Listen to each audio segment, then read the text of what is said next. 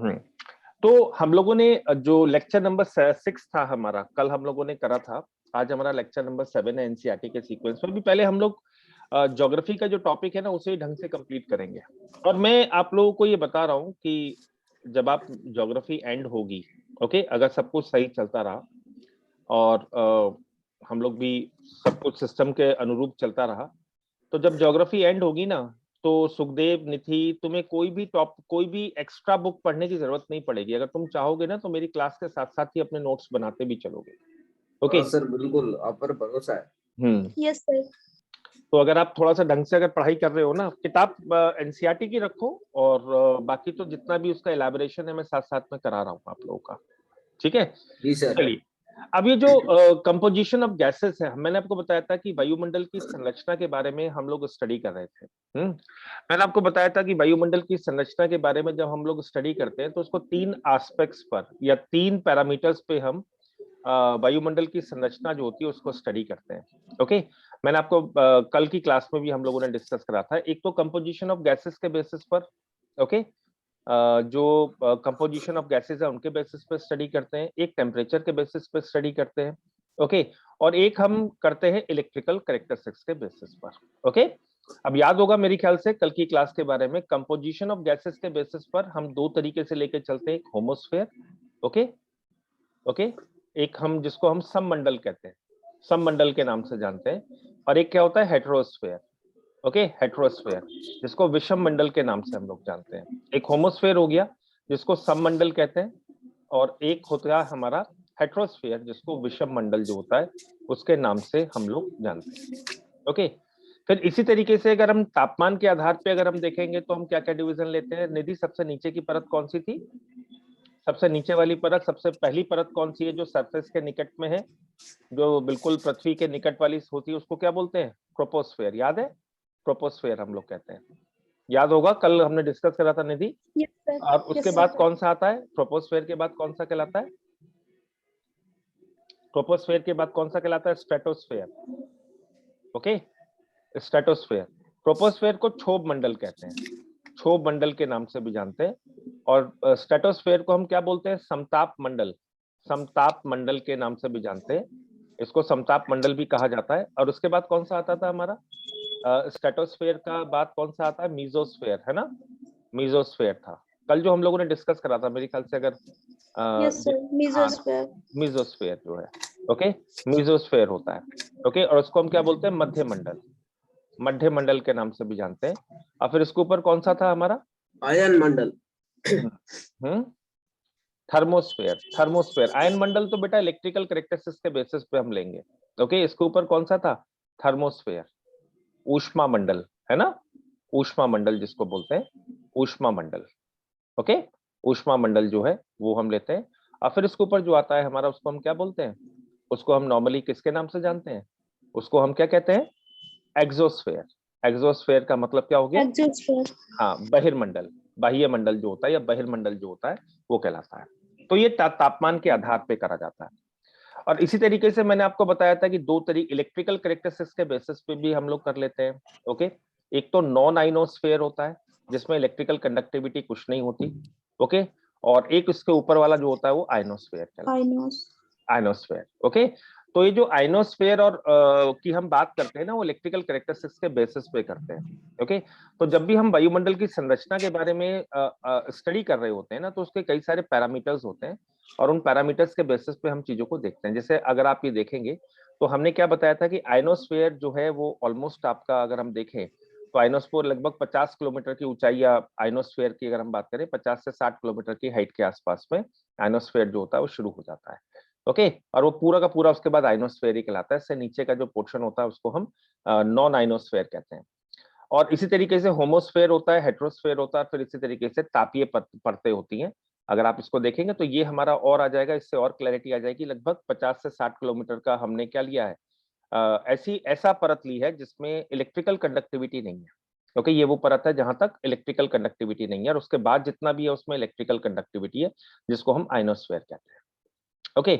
और जैसे मैंने आपको बताया कि एक सर्टेन हाइट तक, यानी कि 80 किलोमीटर की हाइट तक हमने क्या लिया, 80 किलोमीटर की हाइट तक का होमोस्फेयर लिया, और उसके बाद जितना भी है वो हेट्रोस्फेयर है। क्यों हेट्रोस्फेयर कहलाता है? क्योंकि इसमें होमोस्फेयर इसलिए कहलाता है क्योंकि इसमें सभी जो गैसेस होती है ना, उनका एक समांगी मिश्रण जो होता है वो बना रहता है।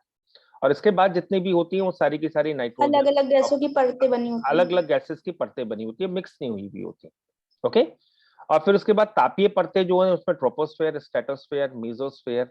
ओके, मीजोस्फेयर तक होमोस्फेयर कहलाएगा। अगर आप ऐसे भी करना चाहो ना, तो मीजोस्फेयर जो होगा ना वहां तक होमोस्फेयर कहलाएगा, मीजोस्फेयर तक। ओके, दोनों में कंफ्यूज होना तो ये माइल्स में है, ये किलोमीटर में है। तो 80 किलोमीटर की हाइट तक मीजोस्फेयर या होमोस्फेयर कहलाता है। ओके, और फिर उसके बाद थर्मोस्फेयर आ जाता है। थर्मोस्फेयर लगभग 200 किलोमीटर की हाइट तक का होता है। फिर उसके बाद एक्सोस्फेयर जो होता है वो आ जाता है। अब एक एक को हम लोग डिस्कस कर लेते हैं।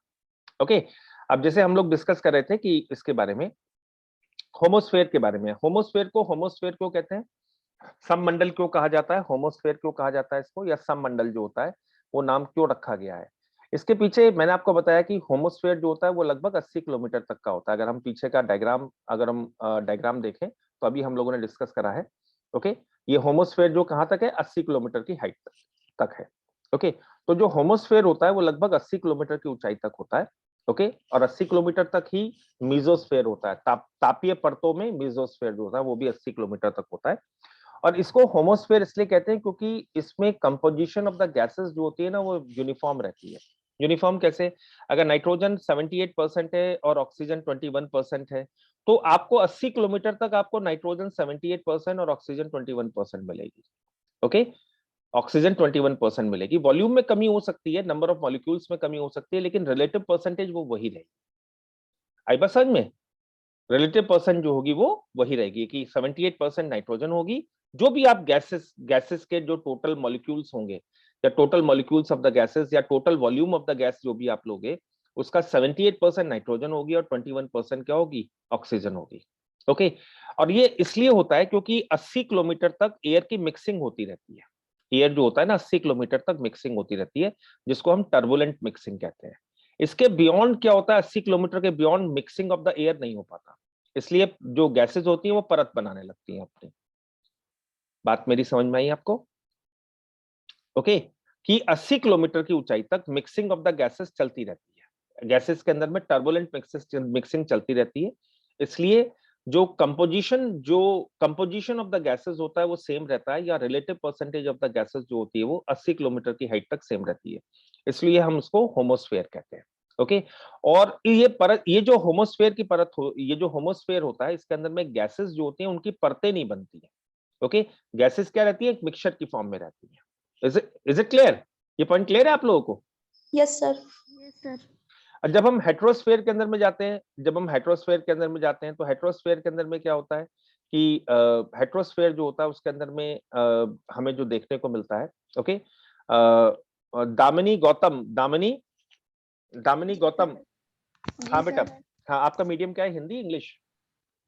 सर हिंदी है। हिंदी में। आप कहाँ से बिलोंग करते हैं दामिनी? सर लखनऊ से, बंथरा में। अच्छा, लखनऊ से बिलोंग करते हैं। तो जो होमोस्फेयर होता है ना उसके अंदर में मैंने आपको बताया कि 80 किलोमीटर की ऊंचाई तक होमोस्फेयर है, और क्योंकि इसमें जितनी भी गैसेस होती हैं उनकी रिलेटिव परसेंटेज सेम रहती है। और ऐसा क्यों होता है, क्योंकि गैसेस की मिक्सिंग होती रहती है। ओके, और इसलिए गैसें जो होती है परत नहीं बना पाती। लेकिन इसके बाद जो होती है 80 किलोमीटर के बाद की, अगर हम देखें 80 किलोमीटर से ज्यादा की ऊंचाई की अगर हम बात करें, ठीक है, 80 किलोमीटर के बाद मीजोस्फेयर क्रॉस हो जाता है, और मीजोस्फेयर के बाद थर्मोस्फेयर शुरू हो जाता है। तो जो एटम्स के बीच में कॉलिजन है ना, एटम्स जो होते हैं, अणु जो होते हैं ना, उनके बीच के जो टक्करें होती हैं, वो काफी कम हो जाती है। ठीक है, और टक्कर कम होने की वजह से क्या होता है कि एयर जो होती है ना वो मिक्स नहीं हो पाती। एयर की जो मिक्सिंग होती है ना, एयर एक तरीके से स्टीयरिंग नहीं हो पाती, ये एयर की मिक्सिंग नहीं हो पाती। ओके, तो जिसकी वजह से क्या होता है, जो भारी एटम्स होते हैं, जो भारी अणु होते हैं, वो नीचे की परत में बैठ जाते हैं, और जो हल्के अणु होते हैं वो ऊपर की परत में चले जाते हैं। ठीक है, तो अगर आप देखें तो एक तरीके से जो गैसेस होती है ना वो अलग अलग परतें बनाने लगती हैं, और जिससे सबसे पहले आप नाइट्रोजन की देखेंगे, क्योंकि फिर उसके बाद ऑक्सीजन की आपको देखने को मिलेगी, फिर आपको हीलियम की देखने को मिलेगी, फिर आपको हाइड्रोजन की देखने को मिलेगी। तो ये हेट्रोस्फेयर कहलाता है। ओके, ये पॉइंट क्लियर है सब लोगों को? जैसे अगर हम ऊपर के डायग्राम में भी देखें तो गैसेस जो होती हैं वो लेयर बनाने लगती हैं अपनी। और गैसेस लेयर क्यों बनाती हैं दामिनी, गैसेस लेयर क्यों बनाने लगती हैं? पहले नाइट्रोजन की हुई, फिर ऑक्सीजन की हुई, फिर हीलियम की हुई, फिर हाइड्रोजन की हुई। दामिनी, गैसेस जो होती है हेटेरोस्फेयर में लेयर क्यों बनाने लगती हैं? क्योंकि उनमें आपस में क्या होता है, टक्कर जो होती है, एटम्स जो होते हैं उनमें टक्कर कम होती है, जिसकी वजह से गैसेस की मिक्सिंग नहीं हो पाती। ओके, तो इसलिए जो हैवियर एटम्स होते हैं वो नीचे की परत में बैठ जाते हैं, और जो लाइटर एटम्स होते हैं वो ऊपर के ऊपर ही रह जाते हैं। ये पॉइंट क्लियर है आप लोगों को? ये पॉइंट क्लियर है सब लोगों को? Yes sir. Yes sir. अच्छा, अब इसके बाद अगर हम देखें तो अगर हम छोटा सा हम अब टेम्परेचर लेयर्स की अगर हम बात करते हैं, तापीय परत जो होती है ना उसकी अगर हम बात करें, तो तापीय परतों के अंदर में सबसे पहली परत हम ट्रोपोस्फेयर की बात करते हैं। ओके, फिर उसके बाद जो हमारी परत आती है वो आती है स्ट्रेटोस्फेयर की, फिर उसके बाद मीजोस्फेयर की, फिर उसके बाद थर्मोस्फेयर की, और फिर उसके बाद एक्सोस्फेयर की आती है। ओके, ये मेरे ख्याल से आप लोगों को सबको क्लियर होगा। और हर एक परत और दूसरी परत के बीच में एक वर्ड हम लोग यूज करते हैं, ओके, पॉज, जिसको ट्रोपोपॉज कहा गया। जैसे स्ट्रेटोस्फेयर और मीजोस्फेयर के बीच में स्ट्रेटोपॉज होता है, ट्रोपोस्फेयर और स्ट्रेटोस्फेयर के बीच में एक होता है जिसको हम बोलते हैं ट्रोपोपॉज। ओके, और स्ट्रेटोस्फेयर और मीजोस्फेयर के बीच में होगा स्ट्रेटोपॉज। इसी तरह से मीजोस्फेयर और थर्मोस्फेयर के बीच में होगा मीजोपॉज। ये पॉइंट क्लियर है आप लोगों को? तो ऐसा नहीं होता कि एक परत एकदम से दूसरी में कन्वर्ट हो जाती है, बीच में एक संक्रमण का दौर होता है, संक्रमण की स्थिति होती है, और जिसके अंदर में होता क्या है कि एक परत दूसरी परत में कन्वर्ट हो रही होती है, तो जिसको हम जनरली पॉज के नाम से हम जानते हैं। ओके, अब जिसको हम हिंदी में सीमा भी बोल देते हैं, ट्रोपोपॉज को क्षोभ सीमा कह देते हैं, स्ट्रेटोपॉज को समताप सीमा कह देते हैं, मीजोपॉज को मध्य मंडल की सीमा कह देते हैं। तो ये भी वर्ड हम लोग कई बार हिंदी के अंदर में इसका उपयोग कर लेते हैं। ओके, अब एक एक करके हम लोग देखते हैं कि इसमें है किस तरीके से और ये किस तरीके से चीजें चलती हैं। ओके, तो टेम्परेचर के बेसिस पे अगर हम वायुमंडल की संरचना की अगर हम बात करें, तो सबसे पहली चीज आपको वायुमंडल के अंदर में एक चीज को समझना पड़ेगा, और वो होता है लैप्स रेट। ओके, ह्रास दर, जिसको हम बोलते हैं वायुमंडल की ह्रास दर। ओके, तापमान ह्रास दर, इसका मतलब आप लोग समझते हैं तापमान ह्रास दर का? ओके, इसका मतलब ये होता है कि अगर हम अपने एटमॉस्फेयर में, ओके, या अपने वायुमंडल में ऊंचाई पे जाते हैं तो तापमान कम होने लगता है। ओके, और ये तापमान की जो कम होने का रेट है, the rate of decrease of the temperature, इसको हम बोलते हैं लैप्स रेट, या हिंदी में हम बोलते हैं इसको ह्रास दर। ओके, और ये सामान्यतः जनरली इसको 6.5 डिग्री पर किलोमीटर के हिसाब से देखा जाता है, डिग्री सेंटीग्रेड पर किलोमीटर के हिसाब से देखा जाता है कि अगर 1 किलोमीटर आप ऊंचाई चढ़ जाओगे तो जो नीचे का तापमान होगा और 1 किलोमीटर ऊंचाई का जो तापमान होगा वहां पे रिलेटिवली टेम्परेचर जो होगा वो कम होगा। ओके, जैसे सपोज करो कि आप सपोज करो दिल्ली के अंदर में हो। ओके, दिल्ली के अंदर में हो और दिल्ली से आप मसूरी की तरफ अगर आप जा रहे हो, तो मसूरी से एक सर्टेन हाइट पे चढ़ जाओगे, नहीं चढ़ जाओगे? ओके, मसूरी आप समझ लो लगभग 2000 मीटर की हाइट पर है। ओके, और दिल्ली सपोज करो कि आपका आपका 150 या 200 मीटर की हाइट पर है, तो लगभग 2 किलोमीटर का आपका असेंट होगा। तो 2 किलोमीटर का अगर आपका असेंट होगा तो कितना टेम्परेचर कम हो जाएगा? टेम्परेचर कितना कम हो जाएगा 1 किलोमीटर पे? कितना कम हो जाता है? 11 डिग्री सेल्सियस। 12 बेटा, 11 को 13 हो जाएगा ना, साढ़े सॉरी छह सर, का। 13। हाँ, यस तो सर। 13 डिग्री नहीं हो जाएगा? तो अगर मान लो यहाँ पे अगर तापमान सपोज करो 40 डिग्री है, तो यहाँ पे कितना हो जाएगा? 40 डिग्री सेंटीग्रेड है, तो यहाँ पे तापमान जो होगा वो 27 डिग्री सेंटीग्रेड के आसपास हो जाएगा। ये एक जनरल कैलकुलेशन है, ऐसा नहीं है कि हमेशा ऐसा आपको देखना पड़ेगा और तुरंत आप इसके बेसिस पर निकाल देंगे। एक मोटा मोटा एक आइडिया जो होता है हम ऊंचाई के हिसाब से ले लेते हैं कि 6.5 डिग्री सेंटीग्रेड, 6.5 डिग्री सेंटीग्रेड पर किलोमीटर के हिसाब से हमारा जो तापमान होता है ना वो कम हो जाता है। ओके, अगर ऊंचाई के साथ साथ, तो इसको हम हामिद क्या बोलते हैं? लैप्स रेट बोलते हैं। ओके, हामिद समझ में आया? इसको हम क्या बोलते हैं? लैप्स रेट यस बोलते सर, यस सर। हैं। लैप्स रेट पता होगा ना, एटमॉस्फेरिक लैप्स रेट एक वर्ड होता है, वायुमंडल की ह्रास दर, एटमॉस्फेरिक लैप्स रेट। तो एटमॉस्फेरिक लैप्स रेट जो होता है, नॉर्मल लैप्स रेट जो होता है वो कितना होता है? 6.5 डिग्री सेंटीग्रेड, 6.5 डिग्री सेंटीग्रेड पर किलोमीटर। कहने का मतलब अगर 1 किलोमीटर ऊंचाई पे जाओगे तो कितना टेम्परेचर कम हो जाएगा? 6.5 किलोमीटर कम हो जाएगा। और यही कारण होता है कि जब आप पहाड़ों पे जाते हो तो आपको तापमान कम फील होता है। क्यों फील होता है? जब आप पहाड़ों पे जाते हो तो आपको ठंडा क्यों फील होता है? पहाड़ों पे जाने पे ठंडा इसलिए ही फील होता है क्योंकि ऊंचाई के साथ साथ टेम्परेचर जो होता है वो कम हो जाता है। ओके, पॉइंट क्लियर है? कभी आप लोगों ने सोचा है कि हम पहाड़ों पे जाते हैं तो वहां पे ठंडा क्यों फील हो रहा होता है, क्यों टेम्परेचर कम फील हो रहा होता है? क्योंकि ऊंचाई के साथ साथ टेम्परेचर जो होता है वो कम हो जाता है। कम हो। ओके, तो अगर आप मान लीजिए मसूरी गए तो मसूरी लगभग 6000 फीट की ऊंचाई पर है, तो आप दो किलोमीटर की हाइट मान लो आप, 2000 मीटर की हाइट मान लो मसूरी की, तो लगभग जो नीचे का जो तापमान होगा देहरादून का या कहीं और का तापमान जो होगा उसकी तुलना में वहां पे 13 डिग्री सेंटीग्रेड तापमान जो होगा वो कम होगा। अब मान लो आप केदारनाथ की तरफ चले जाते हो, तो केदारनाथ की जो हाइट है वो लगभग आप मान के चलो कि 4.5 किलोमीटर के लगभग है। 4.5 किलोमीटर अगर हम लेके चलते हैं, ओके, 4.5 किलोमीटर का अगर 4,500 मीटर के आसपास लेते हैं तो कितना टेम्परेचर कम हो जाएगा, कितना टेम्परेचर होगा, और 26 डिग्री सेंटीग्रेड कम हो जाएगा। 26 के ज्यादा ही हो जाएगा, 30 डिग्री कम हो जाएगा। तो वहां पे टेम्परेचर कितना होगा, 10 डिग्री के आसपास होगा। ओके, तो ये आप एक जनरल कैलकुलेशन करके भी देख सकते हो कि किसी भी जगह की जो ऊंचाई है वो क्या है, और अगर आप दूसरी जगह के आप देखोगे तो आपको उसके नियर बाय आपको टेम्परेचर जो होगा वो आपको देखने को मिल जाएगा। लेकिन ये कोई जरूरी नहीं कि हमेशा इसी के बेसिस, क्योंकि वहां की जो लोकल कंडीशंस होती है ना वो भी वहां के टेम्परेचर को इन्फ्लुएंस करती है। ओके, आप स्लोप की कौन सी साइड पर है, सन फेसिंग स्लोप पर है, अगर आप सन फेसिंग स्लोप पर है तो अलग तापमान होगा, और सन के अपोजिट वाली स्लोप पर है तो अलग तापमान होगा। ये डिपेंड करता है कि किधर की तरफ क्या है। जैसे आपको भी पता होगा ना कि जैसे जो पहाड़ के लोग हैं, जैसे हामिद है श्रीनगर के अंदर में, तो अगर आपको पता है कि अगर सन फेसिंग स्लोप पे होते हो तो धूप अच्छी लग रही होती है ना, और उसके अपोजिट वाली साइड पे चले जाते हो तो बहुत ठंड भी लग रही होती है। जी सर, होता नहीं होता। तो एक जनरल टेंडेंसीज जो होती है वो आपको देखने को मिलती है। तो ये एक हम क्या करते हैं, ये एक जनरल कैलकुलेशन है कि भाई टेम्परेचर जो होता है वो हाइट के साथ साथ 6.5 डिग्री सेंटीग्रेड जो होता है वो कम हो जाता है। अच्छा, ये ध्यान रखना कि ये वैल्यू क्या होती है, एवरेज है, ये एवरेज वैल्यू है, और ये चेंज भी हो सकती है। अलग अलग जगह लैप्स रेट जो हो सकता है वो अलग अलग हो सकता है। हर जगह लैप्स रेट एक जैसा नहीं होता, अलग अलग जगह जो होता है वो लैप्स रेट जो होता है वो अलग अलग हो सकता है। और ऐसा भी हो सकता है कि कुछ जगहों पे एयर जो हो वो जल्दी ठंडी हो जाए। मतलब अगर कम ऊंचाई पर ही तापमान काफी कम हो जाता है तो उसको हम बोलेंगे लैप्स रेट कैसा हो गया, स्टीप हो गया। ओके, लैप्स रेट कैसा हो गया, स्टीप हो गया।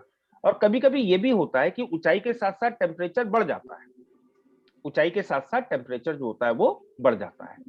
तो अगर ऊंचाई के साथ साथ टेम्परेचर अगर बढ़ जाता है तो उसको हम ताप विलोमता कहते हैं। क्या बोलते हैं, ताप विलोमता या टेम्परेचर इन्वर्जन कहते हैं। अब ये जो ताप विलोमता है या टेम्परेचर इन्वर्जन है, इसकी एक इंपॉर्टेंट इसकी सिग्निफिकेंस बहुत ज्यादा है। अगर दिल्ली के पोल्यूशन की अगर हम बात करें तो इसकी सिग्निफिकेंस बहुत ज्यादा है। अब इसको इस तरीके से समझो, ये दिल्ली का एरिया है, दिल्ली या आसपास का एरिया है।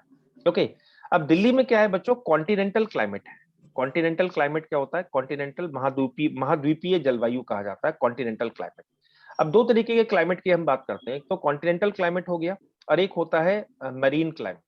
जो समुद्र के किनारे वाला क्लाइमेट होता है ना तो उसको मरीन क्लाइमेट कहते हैं, और जो बिल्कुल बीचम बीच लैंड के होता है ना उसको हम क्या बोलते हैं, कॉन्टिनेंटल क्लाइमेट कहते हैं या महाद्वीपीय जलवायु कहा जाता है। एक तो महासागरीय हो गया, ओके, समुद्रिक जलवायु हो गया, और एक क्या हो गई, महाद्वीपीय जलवायु। अब दिल्ली जो है ना बिल्कुल अगर आप देखोगे समुद्र से काफी दूर पर है, बहुत ज्यादा दूरी पर है नहीं है, दिल्ली जो है समुद्र से वो बहुत ज्यादा दूरी पर है। तो वहां पे होगा क्या कि ये एक खासियत होती है कॉन्टिनेंटल क्लाइमेट की या कॉन्टिनेंटल कंडीशंस की, एक खासियत होती है कि अगर वहां पे टेम्परेचर गिरेगा ना तो बहुत कम हो जाएगा, और टेम्परेचर अगर बढ़ेगा तो बहुत ज्यादा हो जाएगा। इसलिए यहाँ वहां पे क्या होगा, समर के अंदर में टेम्परेचर बहुत ज्यादा हो जाता है और सर्दियों के अंदर में टेम्परेचर जो होता है वो रिलेटिवली काफी कम हो जाता है। ये पॉइंट क्लियर है आप लोगों को, ये पॉइंट क्लियर है आप लोगों को। अब होता क्या है कि जब दिसंबर का महीना आता है ना, नवंबर के बाद या दिसंबर का महीना जो आता है ना, यहाँ का टेम्परेचर जो होता है वो कम होने लगता है।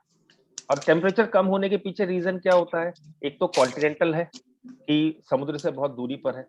ओके, तो समुद्र से जो ऊष्मा होती है, समुद्र से जो एनर्जी का ट्रांसफर होता है वो दिल्ली तक पहुंच नहीं पाता। ओके, तो वो पॉसिबल नहीं हो पाता। दूसरी बात ये भी होती है कि इस टाइम आपको पता है कि ये दिल्ली जो है वो कर्क रेखा के उत्तर में आता है, मतलब it comes into the north of the tropic of cancer. Okay, so as a result in the month of November and December you know that the sun is in southern hemisphere, we have already discussed this point कि सूर्य जो होता है वो दक्षिणी गोलार्ध पे लंबत हो रहा होता है। तो जितनी भी उत्तरी गोलार्ध होता है या नॉर्दर्न हेमिस्फीयर होता है उसमें सनरेज क्या होती है, ऑब्लिक होती है नहीं होती है, सनरेज जो है वो ऑब्लिक है। तो सन से आने वाला जो इंसोलेशन है या सूर्य से आने वाली जो ऊर्जा होती है वो भी कम होती है। तो जाहिर सी बात है जो ऊर्जा का ट्रांसफर होता है सन से वो भी रिलेटिवली, या एनर्जी का जो ट्रांसफरेंस है वो भी रिलेटिवली क्या है, कम है। तो हमें जो हीट मिल रही है वो भी कम है। ओके, और दूसरी बात वहां की स्थिति भी ऐसी है कि स्थिति भी जो है वो फेवरेबल नहीं है। तो ऐसी कंडीशन के अंदर में होता क्या है कि यहाँ का जो टेम्परेचर होता है ना, जैसे देखो होता क्या है कि अगर कोई जलीय क्षेत्र है, कोई वाटर है, अगर कोई वाटर है और कोई लैंड एरिया है, ओके, तो तुम मुझे बताओ कौन सी चीज जल्दी ठंडी होगी, कौन सी चीज जल्दी गर्म होगी, वाटर जल्दी ठंडा होगा या लैंड जल्दी ठंडा होगा?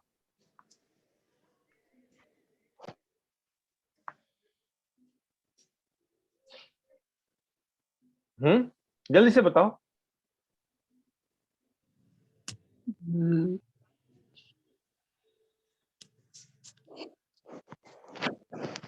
लैंड। बेटा हमेशा ध्यान रखना कि जो स्थलीय क्षेत्र होता है, जो लैंड होता है, वो जल्दी गर्म भी होता है और जल्दी ठंडा भी होता है। ओके, जल्दी गर्म भी होता है और जल्दी ठंडा भी होता है। और वाटर जो होता है वो देर से गर्म होता है, देर से ठंडा होता है। ओके, यही कारण होता है क्योंकि हमारे पूरा लैंड एरिया ठंडा हो चुका होता है, लेकिन हमारा बे ऑफ बंगाल जो होता है उसका तापमान इस टाइम में ज्यादा होता है। और यही कारण है कि अब आप देखोगे ना साइक्लोन बन रहा है वहां पे, बन रहा है नहीं बन रहा, बे ऑफ बंगाल में अगर आप देखोगे तो एक साइक्लोन बन रहा है। आजकल न्यूज में भी आ रहा होगा, बे ऑफ बंगाल का जो एक साइक्लोन है ना, देखा है आप लोगों ने? देखा है आप लोगों ने? नहीं ध्यान दिया, चलो तुम्हें दिखाते हैं बे ऑफ बंगाल वाला साइक्लोन। रुको जरा,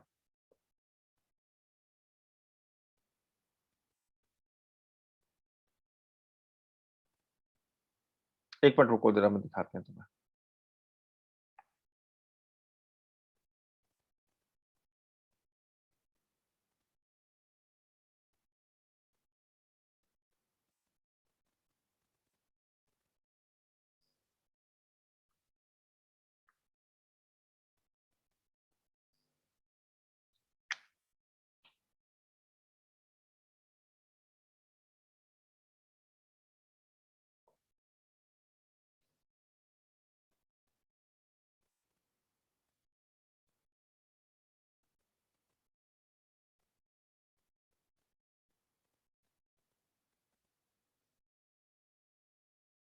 एक मिनट जरा, मैं वो खोल लेता हूँ, फिर आप लोगों को दिखाता हूँ।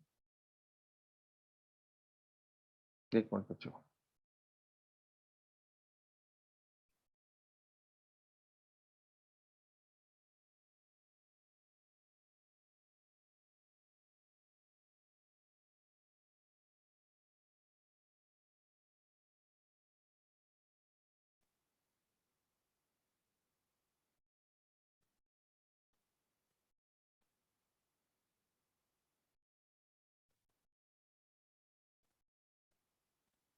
देखो, दिख रहा है तुम लोगों को? दिख रहा है तुम लोगों को? सर Yes, यहाँ sir. सभी की स्लाइड दिख रही है। हाँ हाँ, तो सैटेलाइट की इमेज दिख रही है ना, ये देखो, ये तुम देखो इधर की तरफ में ना। No problem.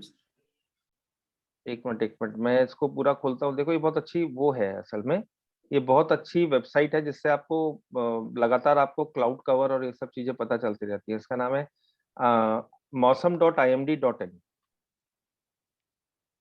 अब देखो इसको मैं दिखाता हूँ तुम्हें। अब तुम देखो पूरी की पूरी एक इमेज आ गई हमारे पास, आ गई नहीं आ गई, है ना? अब तुम देखोगे यहाँ पे, आप ये देखोगे ना, ये पूरा एरिया जो है इस टाइम में, ये देखो इस टाइम में यहाँ पे दिख रहा है, दिख रहा है आप यस सर। लोगों को, Yes, यस सर। sir. है ना? तो ये तुम देखो यहाँ पे पूरा का पूरा, अभी कितने बजे की इमेज है? आपको पता होगा भारत जो होता है ना, दिन में 3 या 4 बार स्कैन होता है।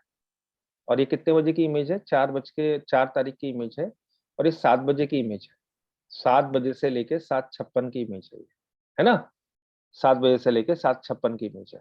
तो अभी रिसेंट की इमेज है ना, तो उस इमेज के हिसाब से अगर तुम देखोगे तो उसमें ये आपको यहाँ पे जो है वो आपको पूरा दिखाई दे रहा है। ये पूरा जो है ना एरिया, इसके अंदर में आपको एक साइक्लोन जो है ना वो बनता हुआ दिखाई दे रहा है। ओके, अभी कितना साइक्लोनिसिटी कितनी है इसकी, कितनी है वो एक अलग है, लेकिन यहाँ पे आप देखोगे क्लाउड कवर जो है ना वो रिलेटिवली ज्यादा है। इस एरिया के अंदर में अगर आप देखोगे ना, क्लाउड कवर जो है वो ज्यादा हो रहा है। ओके, तो अब ये क्यों हो रहा है? अब जैसे तो आप लोग तो जानते ही है ना। अब देखो दिल्ली यहाँ पर है, ये दिल्ली का एरिया है। ओके, ये दिल्ली है हमारा। ओके, ये दिल्ली है। ओके, और ये मुंबई है। अब मुंबई जो है वो समुद्र के किनारे है, यहाँ पे क्या अरेबियन सी है नहीं है? बोलो बच्चों। Yes sir, yes sir. Yes, sir. Yes sir. अब इसी तरीके से तुम कोलकाता की तरफ में आ जाओ तो कोलकाता जो है वो बे ऑफ बंगाल के पास है, ये जितने भी एरियाज हैं वो बंगाल। सारे बे ऑफ बंगाल के, बे ऑफ बंगाल है नहीं है? यस जी सर। ये बे ऑफ बंगाल है। अब तुम दिल्ली की बात करोगे तो दिल्ली तो समुद्र से बहुत दूर है ना। अब यस होता सर। क्या है सर, अब देखो एक प्रॉपर्टी आपको हमेशा याद रखनी है, मैं यहीं पे लिख रहा हूँ उसके ऊपर कि प्रॉपर्टी हमेशा आप याद रखनी है आपको कि लैंड जो होता है, लैंड जो होता है या स्थलीय क्षेत्र जो होता है वो जल्दी ठंडा होता है और जल्दी गर्म होता है। जल्दी गर्म होता है। जल्दी गर्म होता है। और ऐसा क्यों होता है सुखदेव, जल्दी से बता दे तो तेरे नाम एक चॉकलेट पोस्ट करूंगा मैं, तो ये तेरे एड्रेस पे एक चॉकलेट भेजूंगा बढ़िया सी।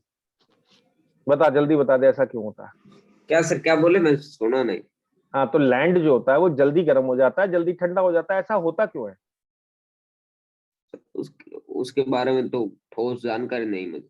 हाँ, ठोस जानकारी नहीं है, बस रट्टा मार लिया जी। तुमने, है ना, कि लैंड जो होता है या स्थलीय क्षेत्र जो होता है जल्दी गर्म हो जाता है, जल्दी ठंडा हो जाता है। अरे तुम रेगिस्तान वाले एरिया के लोग हो, ठीक है, तुम देखते नहीं हो रात में कितना तापमान कम हो जाता है? बिल्कुल। रात में तापमान कम हो जाता है ना। सर हाँ, ठीक है। टेम्परेचर की वजह से। टेम्परेचर की बेटा, वो तो तापमान टेम्परेचर की वजह, हम यही तो पूछ रहे हैं कि टेम्परेचर कम क्यों हो जाता है रेगिस्तान में, ये बताना टेम्परेचर कम क्यों हो जाता है रात के समय में? कंबल ओढ़ना पड़ जाता है ना लोगों को। हाँ, जी हाँ, तो सर। क्यों होता है ऐसा?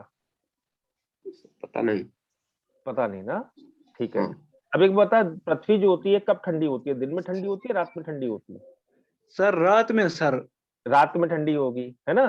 अब उस टाइम फिर वापस जो दिन में उसने जो रेडिएशन एब्जॉर्ब किए होते हैं वो वापस भेजते हैं हाँ, सर। अब देखो है क्या, मान लो ये रेगिस्तान का एरिया है, ये हमारा है ना बाड़मेर का एरिया, ये है ना, ओके। तो अब तुम देखो, अगर यहाँ से जो ऊर्जा निकलेगी रात के समय में जब पृथ्वी ठंडी हो रही होगी, है ना, यस सर। अगर यहाँ पे क्लाउड होगा तो इस ऊर्जा को ब्लॉक कर देगा, और अगर क्लाउड नहीं होगा, अगर क्लाउड नहीं होगा तो क्या करेगा वो, ये ऊर्जा को आराम से बाहर जाने देगा, जाने देगा नहीं देगा? Yes sir. तो जनरली क्या होता है, रेगिस्तानी क्षेत्र जो होते हैं ना वहां पे क्लाउड कवर नहीं होता, तो ऊर्जा आती भी आसानी से है और जाती रात भी। में जाती रात भी भी है आसानी से। सर। तो इसलिए होता क्या है, पूरी रात ठंडा चलता रहता है, पूरी रात ठंडी होती रहती है, ओके। यस आने सर। वाली के लिए भी क्लाउड नहीं है तो ब्लॉक नहीं होता, तो इसलिए टेम्परेचर काफी बढ़ जाता है। और रात के समय में जब पृथ्वी ठंडी हो रही होती है तो पृथ्वी से जो उत्सर्जित ऊष्मा होती है, जो अर्थ से रेडिएशन निकल रही होती है या जो टेरेस्ट्रियल रेडिएशन होता है, उसको ब्लॉक करने के लिए कुछ है ही नहीं, यस सर।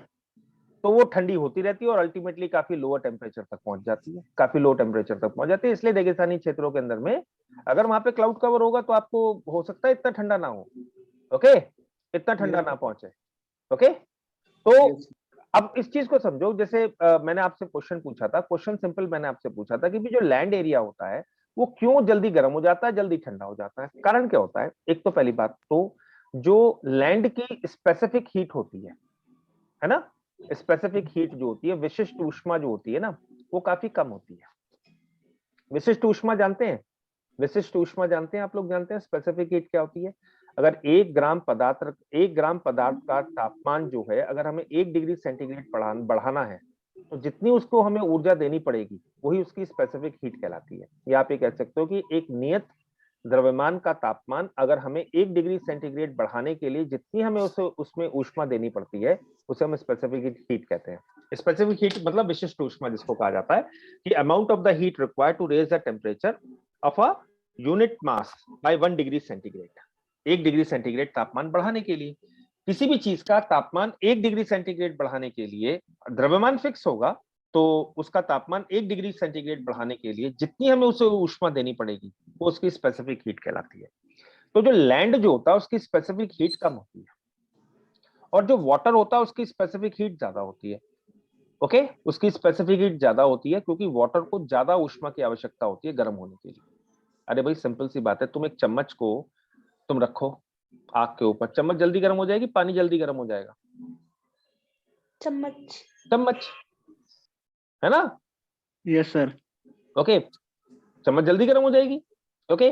तो इसको इस तरीके से समझो। तो इसी तरीके से जो लैंड एरिया होता है वो ठोस होता है, ओके।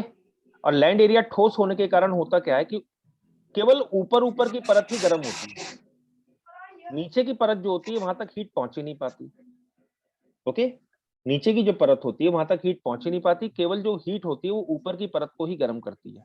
इसलिए बहुत पतली परत को गर्म करना होता है, बहुत पतली जो परत होती है ना उसको गर्म करना होता है, तो कम ऊष्मा में ही जो होता है वो काम चल जाता है, कम तापमान देने पर ही, कम ऊष्मा देने पर ही काम चल जाता है। लेकिन वाटर के साथ क्या होता है, वाटर के अंदर में क्या होता है, उसकी एक मोटी परत एक बार में गर्म होती है, क्योंकि वाटर में क्या होती है, मोबिलिटी होती है।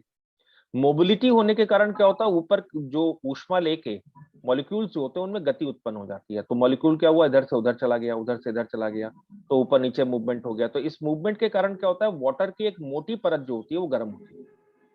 वाटर क्या करेगा, हीट लेके वहीं थोड़ी को रुकेगा, वाटर का मॉलिक्यूल वो ट्रेवल कर जाएगा, नहीं कर जाएगा। और वाटर के अंदर में कन्वेक्शंस भी होते हैं, यस तो सर। जिसकी वजह से वाटर की एनर्जी जो होती है वो ट्रांसफर होती रहती है ऊपर से नीचे की ओर, हॉरिजॉन्टल और वर्टिकल मूवमेंट के अंदर वर्टिकल तरीके से ट्रांसफर होती रहती है। इसलिए वाटर की एक मोटी परत गर्म होती है। अब होता क्या है, इसलिए पानी को गर्म होने में टाइम लगता है, बात आई समझ में आपके, और लैंड को गर्म होने में टाइम नहीं लगता। तो लैंड जल्दी गर्म हो जाता है, और जल्दी, अब जब जिस चीज को गर्म होने में टाइम नहीं लगा उसको ठंडा होने में भी टाइम नहीं लगेगा। इसलिए जी। दुनिया के जो सबसे अधिक तापमान वाले क्षेत्र हैं, जहां पे दुनिया का सबसे ज्यादा तापमान मिलेगा आपको, वो भी आपको लैंड पे मिलेगा। और जो सबसे निम्न तापमान के एरिया हैं, जहां पे सबसे कम तापमान होता है, वो भी आपको कहां मिलेगा, वो भी आपको लैंड पर ही मिलेगा, कभी भी वाटर एरिया के ऊपर नहीं मिलेगा। आई बात समझ में आपको? जी सर। ये पॉइंट कॉन्सेप्ट क्लियर हो गया? सब लोगों को क्लियर हो गया? निधि, दामिनी, यस सर। है ना? Yes sir. ये सबको मेरी कल, सुखदेव क्लियर हो गया पॉइंट? ये सुखदेव फिर गायब हो गया क्या? जी सर। सुखदेव क्या, सुखदेव को क्या चक्कर है ये? तो जिस वजह से क्या है कि जो टेम्परेचर होता है वो मतलब जो होता है वो सबसे लोएस्ट टेम्परेचर जो होगा वो भी आपको कहाँ मिलेगा, लोएस्ट टेम्परेचर भी लैंड पे मिलेगा, और जो मैक्सिमम टेम्परेचर होगा वो भी आपको लैंड पे मिलेगा। ये पॉइंट क्लियर है? अब यहाँ पे जी अभी मैंने हामिद एक वर्ड यूज करा था, कॉन्टिनेंटैलिटी का एक वर्ड मैंने यूज करा था, कॉन्टिनेंटल क्लाइमेट। ओके, अब दिल्ली जो है ना, दिल्ली क्या है, समुद्र से काफी दूरी पर है। दिल्ली यस है ना, दिल्ली जो है वो समुद्र से काफी दूरी पर है। अब Yes, दिल्ली sir. समुद्र से दूर दूर होने के कारण, ओके, दिल्ली यहाँ पर है, आप दिल्ली को यहाँ पे ले लो। ओके, यस ओके, ये दिल्ली की जगह है, दिल्ली यहाँ पर है, और ये मुंबई है। मुंबई जो है समुद्र के काफी पास है। पास है अब सर। महीना चल रहा है कौन सा, महीना कौन सा चल रहा है हमारा, दिसंबर का। दिसंबर। अब आपको ही पता है कि जो सूर्य है वो दक्षिणी गोलार्ध में लंबवत होगा, तो हमारी तरफ तो जितनी भी किरणें आ रही होंगी वो सारी कैसी आ रही होंगी, लंबवत, वो ऑब्लिक आ रही होंगी, तिरछी आ रही होंगी। तो सूर्य से मिलने वाली ऊर्जा जो होगी या एनर्जी जो होगी वो कम है। ओके, अब देखो मुंबई, मुंबई में अगर तुम जाओगे ना तो वहां पे आपको ठंड का एहसास नहीं होगा। मुंबई, गोवा गए हो ना, गोवा तो गए होंगे सब लोग। ओके, तो मुंबई, गोवा, तो इन सब एरियाज जो है ना, यहाँ पे आपको ठंड का एहसास नहीं होगा। कारण क्या होगा, क्योंकि यहाँ पे क्या है, जो सी है, सी जो है, सी और लैंड के बीच में एनर्जी का एक्सचेंज चलता रहता है। एनर्जी Yes, का sir. क्या होता है, एक्सचेंज चलता रहता है। ओके, और क्योंकि ये समय एक ऐसा होता है कि लैंड एरिया तो ठंडा हो जाता है, लेकिन जो सी एरिया होता है वो अभी भी गर्म होता है। तो जिसकी वजह से क्या होता है, सी एरिया से एनर्जी जो होती है वो लैंड एरिया की ओर ट्रांसफर हो जाती है। Yes, तो जो sir. लैंड का कम तापमान है ना, लैंड पे जो कम तापमान हो रहा है उसको वो क्या करता है, न्यूट्रलाइज कर देता है। Yes, sir. Yes, sir. Okay, इसलिए समुद्र के आसपास के जितने भी एरियाज होते हैं ना, वहां पे आप चेंज ऑफ सीजन एक्सपीरियंस नहीं करते। करते हो चेंज ऑफ सीजन एक्सपीरियंस? नहीं करते आप, समुद्र के आसपास के जो एरियाज होते हैं। लेकिन जो आपके समुद्र से दूर एरियाज हैं, जो एक टिपिकली लैंडलॉक्ड है, ओके, चारों तरफ से उसके लैंड है, तो वहां पे क्या होता है, ये समुद्र का प्रभाव जो होता है वो नहीं पहुंच पाता, इतनी दूरी तक समुद्र का प्रभाव नहीं पहुंच पाता। तो जिसकी वजह से यहाँ का जो लो टेम्परेचर होता है, क्योंकि यहाँ भी लो है, यहाँ पे भी लो है, यहाँ पे भी लो है, यहाँ पे भी लो है, तो ये अगर हीट का एक्सचेंज करेगा भी तो किसके साथ करेगा, सभी का ही तापमान कम है। जी सर। तो अल्टीमेटली क्या होगा कि यहाँ का तापमान काफी कम हो जाता है। ओके, और यही कारण होता है कि पंजाब, हरियाणा, दिल्ली, यूपी, बिहार, इन सब एरियाज के अंदर में इस टाइम आप देखोगे तापमान जो होगा वो काफी कम होने लगता है, होने लगता है। अब इसका प्रभाव देखते हैं हम, तापमान तो कम होने लगा, लेकिन अब हमारे लिए दिल्ली के परिप्रेक्ष्य की अगर हम बात करें तो दिल्ली के अंदर में अगर हम देखें तो हमारे लिए एक दो चीज और पढ़ने के लिए इंपॉर्टेंट हो जाती है कि दिल्ली के लिए हम कई बार पढ़ते हैं इस चीज को, दिल्ली के कॉन्टेक्स्ट के अंदर में। ओके, अब है क्या बच्चों कि जैसे मैंने आप लोगों को बताया कि दिल्ली का तापमान जो होगा वो सर्दियों के समय में काफी कम हो जाता है। अब है क्या कि दिल्ली के जो ऊपर की वायु होगी, ओके, वो ठंडी सरफेस जो है या ठंडी परत के संपर्क में आके या उसके कांटेक्ट में आके वो भी ठंडी हो जाती है। ओके, और ठंडी होके क्या होती है, वो नीचे की ओर बैठने लगती है। ओके, तो आप ये कह सकते हो कि जो सरफेस के कांटेक्ट की एयर जो है उसका टेम्परेचर क्या हो गया, लो हो गया, नहीं हो गया? Yes sir. लो हो गया। सरफेस के जो कांटेक्ट में एयर होगी उसका टेम्परेचर लो हो जाएगा। Yes okay, sir. और जो ऊपर की एयर होगी वो इस वाली एयर, ये लेयर ए ले ली, ये हमने लेयर बी ले ली, तो लेयर बी की तुलना में तापमान जो होगा वो ज्यादा होगा। Yes sir. तो इस परिस्थिति को हम क्या बोलते हैं, inversion of temperature. Inversion of temperature क्यों कहा, क्योंकि नॉर्मल कंडीशन क्या होती है कि ऊंचाई के साथ साथ तुम जाओगे या ऊंचाई पे जाओगे तो तापमान कम होगा, the temperature should decrease with height. लेकिन यहाँ पे क्या हो रहा है, टेम्परेचर जो है वो ऊंचाई के साथ साथ बढ़ रहा है। ओके, टेम्परेचर जो होगा वो ऊंचाई के साथ साथ क्या हो रहा है, बढ़ रहा है, और इसी कंडीशन को हम बोलते हैं इन्वर्जन ऑफ टेम्परेचर। ओके, अब ये जो इन्वर्जन ऑफ टेम्परेचर होता है इसकी खतरनाक बात क्या होती है, देखो इन्वर्जन ऑफ टेम्परेचर को मैं तुम्हें एक और तरीके से सिखाता हूँ तुम्हें। ओके, तो मुझे बताओ कि कई जो रिसोर्ट्स होते हैं ना, मान लो ये दो माउंटेन है, एक माउंटेन ये है और एक माउंटेन, और ये घाटी है बीच में। ओके, बीच में घाटी वैली है। अगर आप देखोगे लोग अपने घर जो होते हैं ना यहाँ पे नहीं बनाते कभी, वो ज्यादातर हाइट ऐसे बनाएंगे या ऐसे करके अपने घरों को बनाते हैं, नहीं बनाते हैं, या जितने भी रिसोर्ट्स होंगे, होटल्स होंगे, वो अलोंग द स्लोप होते हैं, कभी भी वैली के अंदर में नहीं होते हैं। कारण क्या होता है, क्योंकि जब सर्दियों का मौसम के अंदर में या जब ऊपर से ठंडी हवाएं जो होती है ना वो नीचे की ओर आती हैं अलोंग द स्लोप, ओके, तो ये वैली के जो एरिया होता है उसका तापमान क्या करती है, काफी कम कर देती है। और यहाँ पे बहुत डेंस फॉग वाली कंडीशन जो होती है ना, डेंस फॉग जो कंडीशन होती है, ओके, और डेंस फॉग की कंडीशन जो होती है वो डेवलप हो जाती है। लेकिन अगर तुम थोड़ा सा ऊंचाई पे जाते हो, अब मान लो यहाँ का तापमान तो पता चला पहुंच गया -10 डिग्री सेंटीग्रेड, लेकिन तुम थोड़ा सा ऊंचाई पे जाते हो, मतलब 100, 200, 400, 500 मीटर की ऊंचाई पे जाते हो तो तापमान बढ़ जाता है और तापमान हो सकता है 2 डिग्री सेंटीग्रेड हो जाए। बस समझ में, तो जो घाटी के अंदर का तापमान है वो बहुत कम है, लेकिन ऊंचाई पे तापमान जो है वो क्या है, ज्यादा है। तो इसी को हम क्या बोलेंगे, जब हम घाटी से ऊपर की ओर जाएंगे तो तापमान बढ़ रहा है, नहीं बढ़ रहा, तो इसको हम क्या बोलेंगे, ताप विलोमता या इन्वर्जन ऑफ टेम्परेचर।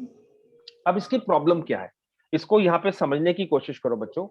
दिल्ली में आज की डेट में हम प्रदूषण की बात करते हैं, और अब ये कहा जा रहा है कि 6 या 7 तारीख के आसपास जो होता है वो प्रदूषण जो होता है ना वो काफी परिवर्तित हो जाएगा, प्रदूषण के अंदर में काफी परिवर्तन आपको देखने को मिलेगा। ओके, प्रदूषण जो होगा ना उसमें काफी परिवर्तन जो होंगे ना वो आपको देखने को मिलेंगे। प्रदूषण में परिवर्तन किस तरीके से आपको देखने को मिलेंगे, ओके, प्रदूषण के अंदर में परिवर्तन किस तरीके से देखने को मिलेंगे। अब प्रदूषण जो होंगे ना उसके अंदर में परिवर्तन कैसे आपको देखने को मिलेंगे, अभी वर्तमान स्थिति क्या है दिल्ली की, ताप विलोमता की स्थिति है, नीचे का तापमान कम है और ऊपर का तापमान क्या है, ज्यादा है। ओके, ये पॉइंट क्लियर है। तो जब नीचे का तापमान कम होगा और ऊपर का तापमान ज्यादा होगा तो कभी भी नीचे की एयर ऊपर की ओर नहीं जा सकती। बेटा किसी की बैकग्राउंड नॉइज बहुत आ रही है, अपना प्लीज है ना अपना माइक बंद कर रखना, किसी की बैकग्राउंड नॉइज बहुत आ रही है। ओके, तो है क्या कि समझने की कोशिश करना कि अगर कोई भी परत है, वायुमंडल की परतें हैं और नीचे का टेम्परेचर जो है वो लो है और ऊपर का टेम्परेचर जो है वो हाई है, तो ऐसी कंडीशन में कभी भी संवहनीय धाराएं या नीचे की हवा जो होगी या नीचे की वायु जो होगी वो ऊपर की ओर नहीं जाएगी, कभी नहीं जा सकती, क्योंकि नीचे की एयर क्या होगी, वो भारी होगी, ओके, और ऊपर की एयर हल्की होगी। तो भारी एयर हल्की को धकेल नहीं सकती है, भारी एयर नीचे ही बैठी रहेगी और ऊपर की एयर जो होगी वो हल्की जो होगी वो ऊपर की ऊपर ही रहेगी।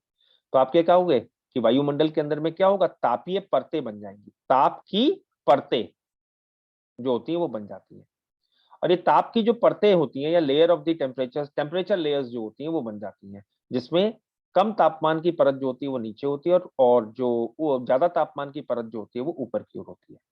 और ये परिस्थिति को हम इन्वर्जन ऑफ टेम्परेचर भी कहते हैं। अब इसमें प्रॉब्लम क्या है कि जब नीचे की वायु ऊपर की ओर जाएगी ही नहीं, तो जितना भी प्रदूषण होगा वो सारा का सारा ट्रैप हो जाएगा, नहीं हो जाएगा?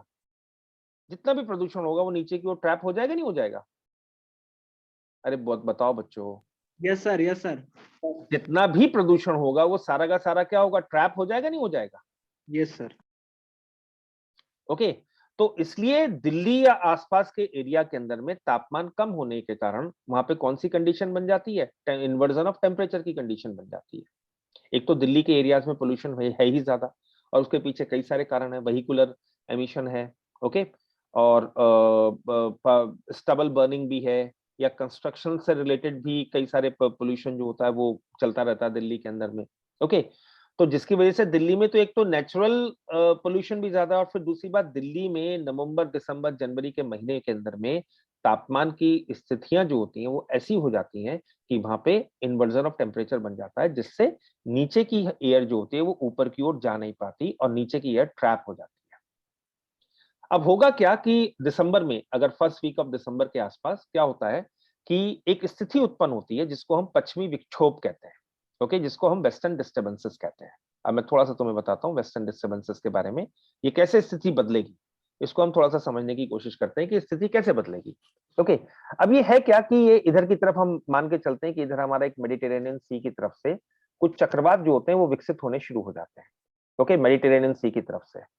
और ये चक्रवात जो होते हैं या जो साइक्लोन्स होते हैं ना, इनको हम शीतोष्ण चक्रवात या टेम्परेट साइक्लोन भी कहते हैं। और ये चक्रवात जो होते हैं ट्रैवल करते करते पंजाब हरियाणा का जो एरिया है ना, इन एरियाज के पूरे यहाँ तक का जो एरिया होता है ना उसको प्रभावित करते हैं। जब ये चक्रवात आते हैं तो ये अपने साथ बहुत सारी फ्रेश एयर जो होती है वो अपने साथ लेके आते हैं, क्योंकि निम्न दाब की स्थितियां उत्पन्न कर देते हैं किसी भी जगह पे। निम्न दाब यानी कि लो प्रेशर की कंडीशंस जो होती हैं उसको प्रोड्यूस कर देते हैं, ओके। जब लो प्रेशर की कंडीशन प्रोड्यूस हो जाती है तो बहुत सारी एयर जो होती है हर तरफ से उस लो प्रेशर को फिल करने के लिए आने लगती है, और आप ये तब भी आप ये कह सकते हो कि जो इन्वर्जन ऑफ टेम्परेचर की कंडीशन बनी हुई थी वो क्या हो जाएगी, ब्रेक हो जाएगी, और नीचे की एयर और ऊपर की एयर में क्या हो जाएगी, मिक्सिंग होनी शुरू हो जाएगी। और जब ये मिक्सिंग हो जाएगी और साथ ही साथ में हल्की फुल्की बारिश भी हो जाएगी, तो बहुत सारा पॉल्यूटेंट जो होगा वो बारिश के साथ चिपक कर या उसके साथ धुल जाएगा। तो फिर आप कह सकते हो कि फिर पॉल्यूशन का जो लेवल होगा या पॉल्यूशन का जो स्तर होगा वो रिलेटिवली कम हो जाएगा, ओके। एक बार ये यूपीएससी में क्वेश्चन भी आ चुका है कि मुंबई, कोलकाता जो है उन और दिल्ली, इनमें सब में सेम लेवल ऑफ अर्बनाइजेशन है, लेकिन फिर भी पोल्यूशन की जो प्रॉब्लम है वो दिल्ली के अंदर में ज्यादा देखी जाती है इन कंपैरिजन टू मुंबई और Kolkata, in comparison to Mumbai और कोलकाता। ये पॉइंट क्लियर है? इन कंपैरिजन टू मुंबई और कोलकाता की तुलना के अंदर में यहाँ पे जो पोल्यूशन की कंडीशंस हैं वो रिलेटिवली ज्यादा देखी जाती हैं इन कंपैरिजन टू दिल्ली में ज्यादा देखी जाती हैं इन कंपैरिजन टू मुंबई और Kolkata, okay. Due to inversion sir, है ड्यू टू इन्वर्जन सर। हाँ, inversion of temperature main responsible है बेटा। देखो, एक तो रीजन तो वहां पे पोल्यूटिंग इंडस्ट्रीज भी ज्यादा ही है, ठीक है, जी सर। क्योंकि दिल्ली के अंदर में अपने 2 या 3 थर्मल पावर स्टेशन हैं, ओके। तो उससे निकलने वाला जो रेडिएशन, उनसे निकलने वाला जो पोल्यूशन होता है वो भी ज्यादा है। मुंबई और कोलकाता के कंपैरिजन में दिल्ली में व्हीकुलर एमिशन भी ज्यादा है, और साथ ही साथ दिल्ली के अंदर में कंस्ट्रक्शन, दिल्ली एक ऐसी जगह है जिसको अंडर कंस्ट्रक्शन सिटी कहा जाता है, कि वो हमेशा कुछ ना कुछ कंस्ट्रक्शन दिल्ली के अंदर में चलती रहती है। अब देखो ना, सेंट्रल विस्टा बन रहा है, ओके, यस कहीं ना कहीं फ्लाईओवर बनते ही रहते हैं दिल्ली के अंदर में, कोई ना कोई नई कंस्ट्रक्शन चलती रहती है, लोगों के भी अपने घरों के लगातार रेनोवेशन चलते ही रहते हैं, किसी के पुराने मकान है तो तोड़ के नए मकान बना रहा होता है, आई बात समझ में?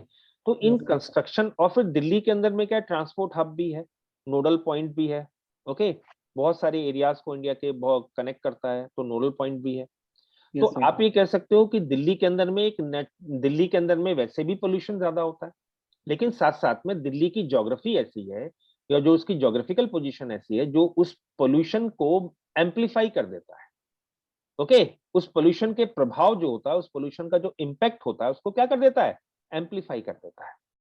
ये पॉइंट क्लियर है आप लोगों को? इस पोल्यूशन के जो इम्पैक्ट होता है उसको क्या करता है, एम्पलीफाई कर देता है। और इसलिए दिल्ली के अंदर में पोल्यूशन की समस्या जो होती है वो और जो सिटीज हैं उनके कंपैरिजन में ज्यादा होती है। लेकिन अब जैसे जैसे वेस्टर्न डिस्टर्बेंसेस एक्टिव होने शुरू होंगे ना, जो वेस्टर्न, क्योंकि आप जानते हैं ना कि उत्तर भारत में इस टाइम में बारिश होती है, पंजाब, हरियाणा और वेस्टर्न यूपी और यूपी वाली साइड के अंदर में बारिश होती है, और आप जानते होंगे इसको विंटर रेनफॉल कहा जाता है। मेरे ख्याल से सबको पता होगा। और इस टाइम में अगर आप जम्मू कश्मीर या और एरियाज के अंदर में जाएंगे तो स्नोफॉल का टाइम भी आ जाता है, हिमाचल में और कश्मीर में, ओके, इन सब, उत्तराखंड में, इन सब के अंदर में स्नोफॉल का टाइम भी आ जाता है। मेरे ख्याल से अभी तो श्रीनगर में शुरू हो गया स्नोफॉल, अभी तो नहीं हुआ होगा। नो सर, बट प्रिडिक्शन है सर। हाँ, तो अभी क्या है ना, देखो कल परसों भी बारिश हुई है इधर की तरफ में, तो अभी क्या होगा, जब नमी आ जाएगी ना, जब ये हल्का फुल्का वेस्टर्न डिस्टर्बेंसेस जो होंगे ना एक्टिव होने शुरू हो जाएंगे, ओके, तब आप देखना थोड़ी सी नमी आ जाएगी, और जैसी नमी आएगी तो आप देखना वहां पे स्नोफॉल के चांसेस जो होंगे वो काफी बढ़ जाएंगे। मेरे ख्याल से 7 या 8 तारीख के आसपास, 7 या 6 या 7 का प्रोडिक्शन है रेनफॉल का, तो मुझे जहां तक लगता है कि 7 या 8 के आसपास कश्मीर के एरियाज के अंदर में, कश्मीर खास तौर से श्रीनगर के एरियाज के अंदर में स्नोफॉल की प्रोबेबिलिटी हो सकती है। मैं 100% श्योर नहीं हूँ, ऐसी प्रोबेबिलिटी बन सकती है। Yes okay, sir, yes. तो ये चीजें हैं। और तो ये इन्वर्जन ऑफ टेम्परेचर जो है ना, ये बहुत इंपॉर्टेंट कॉन्सेप्ट है। अगर आप लोगों को समझ में आ गया हो तो मैं समझूंगा कि मेरी आज क्लास का पर्पस सॉल्व हो गया। यस आप सर। लोगों को कुछ एक इंपॉर्टेंट कॉन्सेप्ट जो है क्लाइमेटोलॉजी का आप लोगों को समझ में आ गया। सुखदेव, समझ में आया? सुखदेव, ये सुखदेव फिर गायब हो गया क्या? नो सर, सर आज मेरी फर्स्ट क्लास है तो सर स्टार्टिंग से मतलब। है ना, तो अभी अभी कुछ समझ में आया आपको आज? जी सर, समझ में आया। है ना, तो आप एक काम करना बेटा, मेरे कई सारे YouTube पे लेक्चर पड़े हुए हैं और आज का भी लेक्चर YouTube पे चला जाएगा, आप Yes, मेरे sir. सारे लेक्चर्स को देखना। ओके, आप ओके सर। मेरा एक फोन नंबर है, आप उस फोन नंबर पे मुझे व्हाट्सएप कर देना, मैं आपको लिंक भेज दूंगा या आप मैं ग्रुप में ऐड कर दूंगा आपको, ठीक है? Okay sir. हाँ, तो मैं आपको एक फोन नंबर लिख रहा हूँ यहाँ पे, आप लोग जिन लोगों के पास नहीं है तो 8178495393। ओके, ओके आप सर। मुझे इस पे एक व्हाट्सएप कर देना दामिनी, मैं आपको ग्रुप में ओके ऐड सर। कर दूंगा। ओके, फिर आपको क्लास के लिंक भी आते रहेंगे और जो यूट्यूब के लिंक होते हैं वो भी आपके पास आते रहेंगे, तो पुरानी जितने भी लेक्चर्स हुए हैं उनको भी एक बार आप देख सकते हो। ओके, तो कल का लेक्चर भी देखना जरूर, क्योंकि कल का जो लेक्चर हुआ था वो जरूर देखना। ओके, लेक्चर नंबर 6 या 7 मैंने डाल रखा है उसके अंदर में, तो आप जरूर देखना। तो ये पॉइंट हमारा आज की डेट, आज का हमारा क्लियर हो गया कि इन्वर्जन ऑफ टेम्परेचर क्या होता है। ओके, मैंने आपको बहुत डिटेल में आपको इन्वर्जन ऑफ टेम्परेचर पढ़ा दिया है, और इतना तो जनरली लोग ऑफलाइन क्लासेस जो होती है ना उसके अंदर में भी इतना डिटेल में नहीं पढ़ाते हैं। ओके, तो अब जैसे मैंने आपको बताया कि जो structure on the basis of the temperature क्या बनेगा, ट्रोपोस्फेयर, स्ट्रेटोस्फेयर, मेसोस्फेयर, थर्मोस्फेयर और एक्सोस्फेयर। अब एक एक करके हम सारी परतों के बारे में देख लेते हैं कि कौन कौन सी हमारी एटमॉस्फेयर की लेयर है, और उनके बारे में हम लोग देख लेते हैं एक बार। ओके, चलिए अब इसके बाद Yes, देखिएगा, sir. पहली परत आती है हमारी ट्रोपोस्फेयर की। पहली जो हमारी लेयर है ना वो ट्रोपोस्फेयर की है। ट्रोपोस्फेयर की खासियत क्या होती है, इसकी ऊंचाई कहाँ तक होती है? ये जो ट्रॉपिकल एरियाज होते हैं ना, जो ट्रॉपिक्स के एरियाज हैं, वहां पे 16 किलोमीटर तक की इसकी हाइट होती है, और जो पोल के एरियाज होते हैं, जो ध्रुवों के एरियाज होते हैं, वहां पे इसकी हाइट जो होती है वो कितनी होती है? 9 किलोमीटर तक की होती है। तो अगर हम अर्थ की अगर हम बात करें और हम इक्वेटर ले लें, तो इक्वेटर पे मैक्सिमम हाइट होगी इसकी वो 16 किलोमीटर तक होगी, और जो पोल होगा, पोल पे जो इसकी हाइट होगी, पोल पे अगर इसकी हाइट होगी तो वो 9 किलोमीटर के आसपास होगी। तो ये इस तरीके से आपका ट्रोपोस्फेयर बन जाता है, ये ट्रोपोस्फेयर इस तरीके का हो गया। ओके, ऑब्वियसली आप सदर्न हेमिस्फीयर का भी बना सकते हो, आप सदर्न हेमिस्फीयर का भी इस तरीके से बना सकते हो, तो ट्रोपोस्फेयर जो होगा वो इस तरीके का होगा। तो पोल्स जो ट्रॉपिकल एरियाज होते हैं, या खासतौर से इक्वेटर की अगर हम बात करें, तो वहां पे 16 किलोमीटर तक इसकी हाइट होती है, और जो पोलर एरियाज होते हैं वहां पे इसकी हाइट 8 से 9 किलोमीटर होती है। इसको ट्रोपोस्फेयर क्यों कहा जाता है? क्योंकि ये एक ऐसा एरिया होता है जहां पे मिक्सिंग ऑफ द गैसेस लगातार होता रहता है, मतलब turbulent mixing of the gases जो होती है ना वो लगातार चलती रहती है। ओके, ट्रोपो मतलब, कहने का मतलब ये है कि इसमें लगातार स्टेयरिंग जो होती है ना, चर्निंग जो होती है वो लगातार चलती रहती है। Mixing. हाँ, मिक्सिंग ऑफ द गैसेस जो होती है ना वो लगातार चलती रहती है। ओके, इसमें लगातार मिक्सिंग जो होती है वो बनती रहती है, इसलिए इसको ट्रोपोस्फेयर का इंपॉर्टेंस यही है कि इसमें मिक्सिंग ऑफ द गैसेस चलती रहती है। और इसके अंदर में एक चीज खासियत ये होती है कि जैसे जैसे अगर आप ऊंचाई पे जाओगे ना, तो इसका टेम्परेचर जो होगा वो कम होगा। अगर आप ऊंचाई Yep. पे जाओगे तो टेम्परेचर जो होगा वो कम होगा, वो कितना होगा 6.5 डिग्री सेंटीग्रेड पर किलोमीटर के हिसाब से। ओके अच्छा, इसमें क्या होता है ना कि टेम्परेचर को मेजर करने के लिए एक बैलून्स छोड़े जाते हैं। आपको पता होगा ना, एक बैलून होते हैं, उसके अंदर में इंस्ट्रूमेंट लगा हुआ होता है, बैलून ऊपर जाता है और ऊपर जाके टेम्परेचर का मेजरमेंट कर लेता है। तो एयर टेम्परेचर्स को देखने के लिए ना हम ट्रोपोस्फेयर का जो टेम्परेचर होता है ना उसको देखने के लिए भी हम ये कुछ इंस्ट्रूमेंट्स होते हैं उनका उपयोग करते हैं। वैसे जनरल रूल तो यही है कि एवरेज तौर पे अगर हम देखें तो 6.5 डिग्री सेंटीग्रेड पर किलोमीटर के हिसाब से तापमान ऊंचाई के साथ साथ कम होता जाता है। ट्रोपोस्फेयर की खासियत ये है कि पूरे हमारे वायुमंडल का, पूरे हमारे एटमॉस्फेयर का 75% मास जो है, ये भी बच्चों इंपॉर्टेंट पॉइंट्स हैं। आपको मान लीजिए सपोज करिए क्वेश्चन ही पूछ लेगा which of the following is correct about troposphere. Okay, consider the following statement, फिर आपको बोल देगा, 2-3 स्टेटमेंट दे देगा which of the following is correct about the troposphere. Okay, तो ये सारे पॉइंट्स आपके इंपॉर्टेंट है। जो हमारा ट्रोपोस्फेयर है ना, उसमें हमारे एटमॉस्फेयर का लगभग 75% मास है, यानी कि हमारे वायुमंडल का लगभग 75% द्रव्यमान जो है वो हमारे ट्रोपोस्फेयर में आता है। और लगभग लगभग हमारे एटमॉस्फेयर का सारा मॉइस्चर, ऑलमोस्ट 100% मॉइस्चर, जो थोड़ा बहुत अगर आप अलग करना चाहो कर लो, नहीं तो 99% जो मॉइस्चर होता है, नमी जो होती है, वो सारी की सारी आपको ट्रोपोस्फेयर में ही मिलती है। क्योंकि जब हम स्ट्रेटोस्फेयर में पहुंचते हैं ना, तो वहां पे मॉइस्चर की अवेलेबिलिटी या मॉइस्चर प्रेजेंस जो होती है वो कम हो जाती है, बहुत ड्राइनेस होती है स्ट्रेटोस्फेयर के अंदर में। और यही कारण होता है कि स्ट्रेटोस्फेयर के अंदर में क्लाउड फॉर्मेशन नहीं होती है। Yes, sir. समझ में? Yes, sir. क्योंकि जितनी भी क्लाउड फॉर्मेशन होती है वो कहाँ में होती है? ट्रोपोस्फेयर में होती है। ओके, कुछ क्लाउड होते हैं जो हल्का सा स्ट्रेटोस्फेयर में आपको दिखाई देते हैं, लेकिन ज्यादातर क्लाउड फॉर्मेशन आपकी कहाँ आपको देखने को मिलती है? ट्रोपोस्फेयर के अंदर, क्योंकि ट्रोपोस्फेयर में ही वायुमंडल का, हमारे एटमॉस्फेयर का मैक्सिमम मॉइस्चर है। अब मॉइस्चर से ही क्लाउड बनेगा, और तो किसी चीज से बनेगा नहीं। Yes, sir. ओके, तो मॉइस्चर है तो इसलिए हम उसको बोलते हैं। ओके, और एक और चीज मैं आपको बताना चाहूंगा कि जितने भी वेदर चेंजेस होते हैं, जितनी भी क्लाउड फॉर्मेशन होती है, वो सारे के सारे इसी परत में होते हैं, इसी लेयर के अंदर में होते हैं। ओके, इसलिए इसको वेदर स्फीयर भी कहा जाता है। जितनी भी मौसम से संबंधित घटनाएं होती हैं, बादलों का बनना, बारिश का होना, ओके, चक्रवातों का निर्माण होना, या जो भी चीजें होती हैं, अपर एयर साइक्लोन्स भी होते हैं, तो वो सब जितने भी बनते हैं वो सारे के सारे आपके इसी जो स्फीयर है, या ये जो हमारा मंडल होता है, उसी के अंदर में ये बनते हैं। ओके, इसलिए वेदर के पर्सपेक्टिव से बहुत इंपॉर्टेंट होता है। और हमारी क्लाइमेटोलॉजी के अंदर में मेनली जो सबसे ज्यादा इंपॉर्टेंट लेयर है वो हमारी क्या है? ट्रोपोस्फेयर है। क्योंकि हमारे क्लाइमेट, वेदर फिनोमेना सब किससे डिसाइड हो रहे हैं? ट्रोपोस्फेयर में होते हैं। और इवन हमारे ट्रोपोस्फेयर के अंदर में जो चीजें होती हैं वो ही हमारे बायोस्फेयर को इन्फ्लुएंस करती है। ओके, क्लियर है?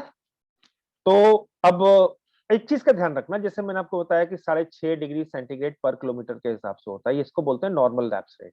लेकिन ये नॉर्मल लैप्स रेट जो होता है वो अलग अलग जगह अलग अलग हो सकता है, और सीजन के हिसाब से भी इसमें वेरिएशन आ सकते हैं, सीजनल वेरिएशन भी आ सकते हैं। और हमने एक एवरेज निकाला 6.5 डिग्री सेंटीग्रेड पर किलोमीटर, लेकिन ये जो लैप्स रेट होता है ये नॉर्मल लैप्स रेट कहलाता है, और ये इसमें सीजनल वेरिएशन जो होता है वो देखा जाता है।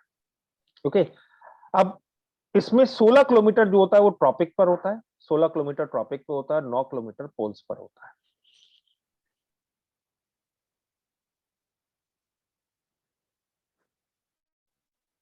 ओके, 16 किलोमीटर ट्रॉपिक पर होता है और 9 किलोमीटर कहां पर होता है? 9 किलोमीटर कहां पर होता है?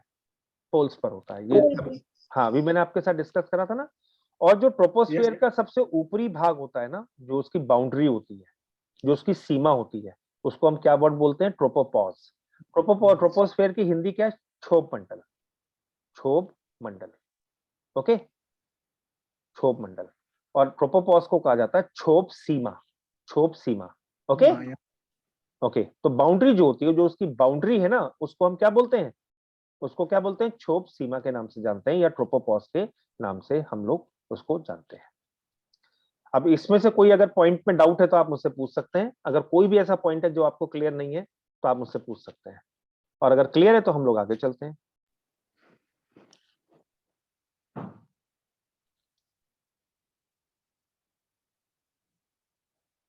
अगर क्लियर है तो हम लोग आगे चलें। सुखदेव? Yes, sir.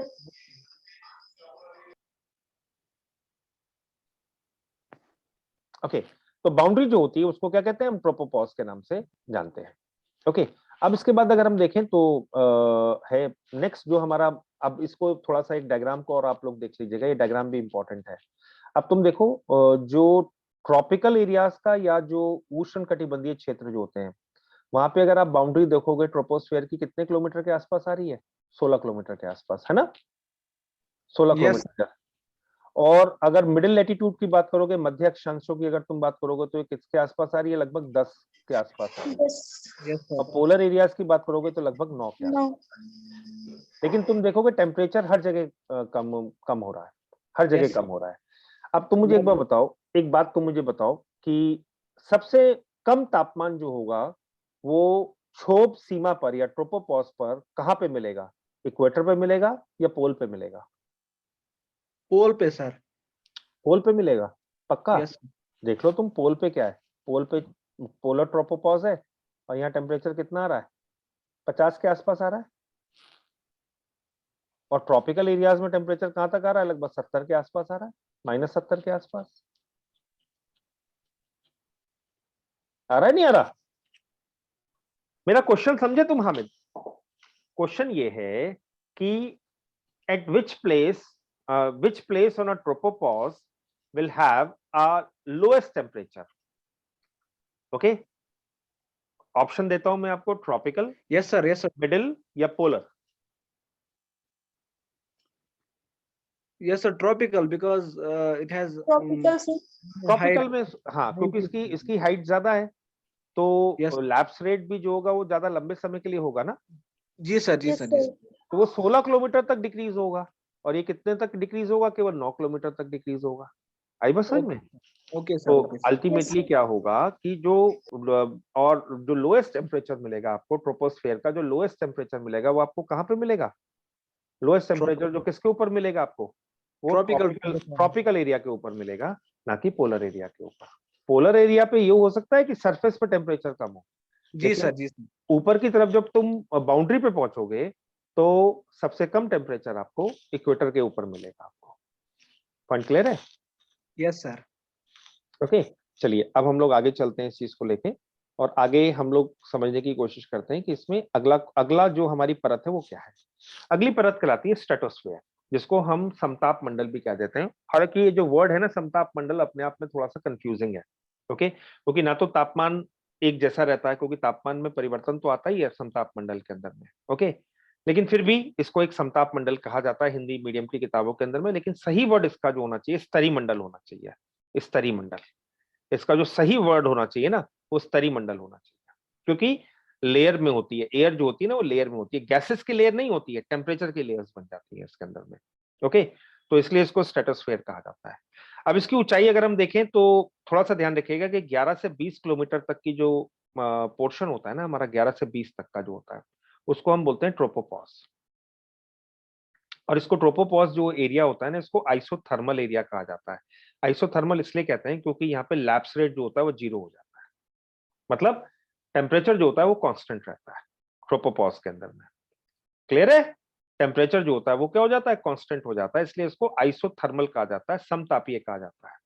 ओके, मतलब 11 किलोमीटर से लेके 20 किलोमीटर तक की हाइट तक आपको टेम्परेचर का वेरिएशन आपको देखने को नहीं मिलता है।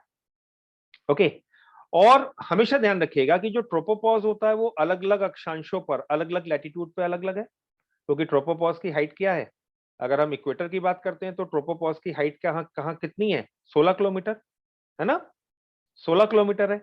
और पोलर एरियाज पे ट्रोपोपॉज की हाइट कहाँ पर है, 9 9 किलोमीटर है। ओके, तो अलग अलग लैटिट्यूड पे ट्रोपोपॉज की जो हाइट होगी वो अलग अलग होगी। ओके, एंड हमेशा ध्यान रखना, जब समर का समय होता है, जब गर्मियों का समय होता है, तो इसकी ऊंचाई बढ़ जाती है, it is higher in summer. और जब विंटर्स का टाइम होता है तो उसकी हाइट जो होती है वो कम हो जाती है, वो सभी लैटिट्यूड पे कम हो जाती है। ओके, कई बार ऐसा होता है कि ये जो ट्रोपोपॉज होता है ना, इसमें कई कई जगहों पे बीच बीच में ब्रेक भी आ जाते हैं। और ब्रेक होने की वजह से होता क्या है कि जो ट्रोपोस्फेयर की एयर होती है ना, ट्रोपोस्फेयर की जो एयर होती है वो स्ट्रेटोस्फेयर के अंदर में एंटर कर जाती है। ट्रोपोस्फेयर की जो एयर होती है ना वो स्ट्रेटोस्फेयर के अंदर में एंटर कर जाती है। और ये ज्यादातर वो एरियाज होते हैं जहां पे जेट स्ट्रीम्स फ्लो करती हैं। जेट स्ट्रीम्स का नाम आप लोगों ने सुना है।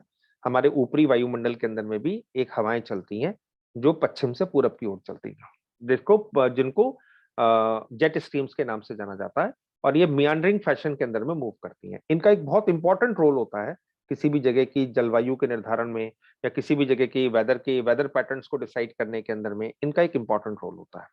ओके, बहुत इंपॉर्टेंट रोल है इनका जेट स्ट्रीम्स का। तो कई जगह ट्रोपोपॉज पे हम ब्रेक देखते हैं, और ये ज्यादातर वो ब्रेक होते हैं जहां पे ट्रोपोस्फेरिक एयर जो होती है वो स्ट्रेटोस्फेरिक एयर के अंदर में मिक्स हो जाती है, और ज्यादातर ये वो एरियाज हैं जहां पे जेट स्ट्रीम्स के मूवमेंट होती है या जेट स्ट्रीम्स की पोजीशंस होती है। ओके, अब अगर हम भाई 11 से लेके 20 किलोमीटर तक तो आपको ट्रोपोपॉज हो गया। ओके, फिर 20 से 50 किलोमीटर तक का अगर हम एरिया देखते हैं, 20 से 50 किलोमीटर तक की अगर हम बात करते हैं, तो क्या कहलाता है? स्ट्रेटोस्फेयर कहलाता है। अब इसमें क्या होता है, जैसे ट्रोपोस्फेयर में ऊंचाई के साथ साथ टेम्परेचर कम हो रहा था ना, ओके, स्ट्रेटोस्फेयर में टेम्परेचर क्या होगा, ऊंचाई के साथ साथ क्या होता है, बढ़ने लगता है, इंक्रीज करने लगता है। This point is clear. Temperature क्या होता है, इंक्रीज करने लगता है, और ये जो इंक्रीज का रेट होता है वो 5 डिग्री सेंटीग्रेड पर किलोमीटर के हिसाब से होता है। 5 डिग्री सेंटीग्रेड पर किलोमीटर के हिसाब से there would be an increase into the temperature. दोनों में फर्क समझ में आया? ट्रोपोस्फेयर के अंदर में क्या होता है, ट्रोपोस्फेयर में तापमान क्या होता है, कम होता है ऊंचाई कम के होता साथ, है, और स्ट्रेटोस्फेयर में तापमान जो होता है वो ऊंचाई के साथ साथ बढ़ता क्या है। बढ़ जाता है। और ट्रोपोस्फेयर में तापमान के कम होने की दर क्या है, what is the rate of decrease? 6.5 हाँ, और बेटा स्ट्रेटोस्फेयर के अंदर में बढ़ने की दर क्या है? 5 डिग्री पर किलोमीटर। अब मुझे बताओ कि अगर मान लो स्ट्रेटोस्फेयर है ये, और इसमें टेम्परेचर बढ़ रहा है, तो इसका मतलब नीचे की लेयर क्या होगी, ठंडी होगी, और ऊपर की लेयर गर्म होगी, यस होगी सर, नहीं होगी? Yes sir. अरे भाई हामिद, ये बताओ, अगर अगर आपका स्ट्रेटोस्फेयर के अंदर में टेम्परेचर बढ़ रहा है, तो नीचे की जो लेयर होगी उसका टेम्परेचर क्या होगा, कम होगा, कम हो और गया ऊपर सर। की जो लेयर होगी उसका टेम्परेचर ज्यादा होगा, नहीं होगा? Yes sir. तो ये कंडीशन हम किसको बोलते हैं, इस कंडीशन को हम क्या बोलते हैं? Inversion of temperature. Yes sir, inversion of temperature. Inversion of temperature हो गया। अब जब इन्वर्जन ऑफ टेम्परेचर होगा तो ये दोनों परतें आपस में मिक्स होंगी? Yes sir. नहीं होंगी बेटा, इन्वर्जन ऑफ नहीं टेम्परेचर में कैसे हो होगी। जाएंगी? यही तो दिल्ली का मैंने आपको बताया था कि नीचे की परत नीचे रह जाती है, ऊपर की परत ऊपर ही रह जाती है। ओके बेटा, जब नीचे की परत का तापमान कम है, ओके, इसका कम तापमान है और इसका तापमान ज्यादा है, ओके, टेम्परेचर ज्यादा है, तो हमेशा बेटा कम तापमान वाली तो भारी होगी ना, वो नीचे ही रहेगी, और ज्यादा तापमान वाली हल्की होगी तो ऊपर ही रहेगी। Yes sir. हल्की एयर ही तो ऊपर उठेगी, भारी एयर कैसे ऊपर उठ जाएगी? Yes sir. तो इसका मतलब क्या हुआ कि जो स्ट्रेटोस्फेयर होगा उसमें क्या होगा, जो एयर जो होगी वो किस में हो जाएगी, एक लेयर्स में हो जाएगी, और इनमें कोई भी टर्बुलेंट मिक्सिंग नहीं होगी, इनमें कोई किसी भी प्रकार की कोई मिक्सिंग नहीं होगी। ओके, इनमें मिक्सिंग नहीं हो पाएगी। तो आप ये कह सकते हो कि लेयर एयर कैसी होगी, स्ट्रेटिफाइड हो गई, परतों में हो गई। तो अगर हम बोले यहाँ पे स्तरें होती हैं, तापमान की स्तर बन जाते हैं, तो ये वर्ड सही रहेगा, स्तरी मंडल? स्तरी मंडल वर्ड ज्यादा सही रहेगा ना, यस सर। ना कि समताप मंडल, क्योंकि इसमें तापमान तो नियत नहीं रहता, तो इसको समताप बोलने का तो कोई मतलब ही नहीं बनता।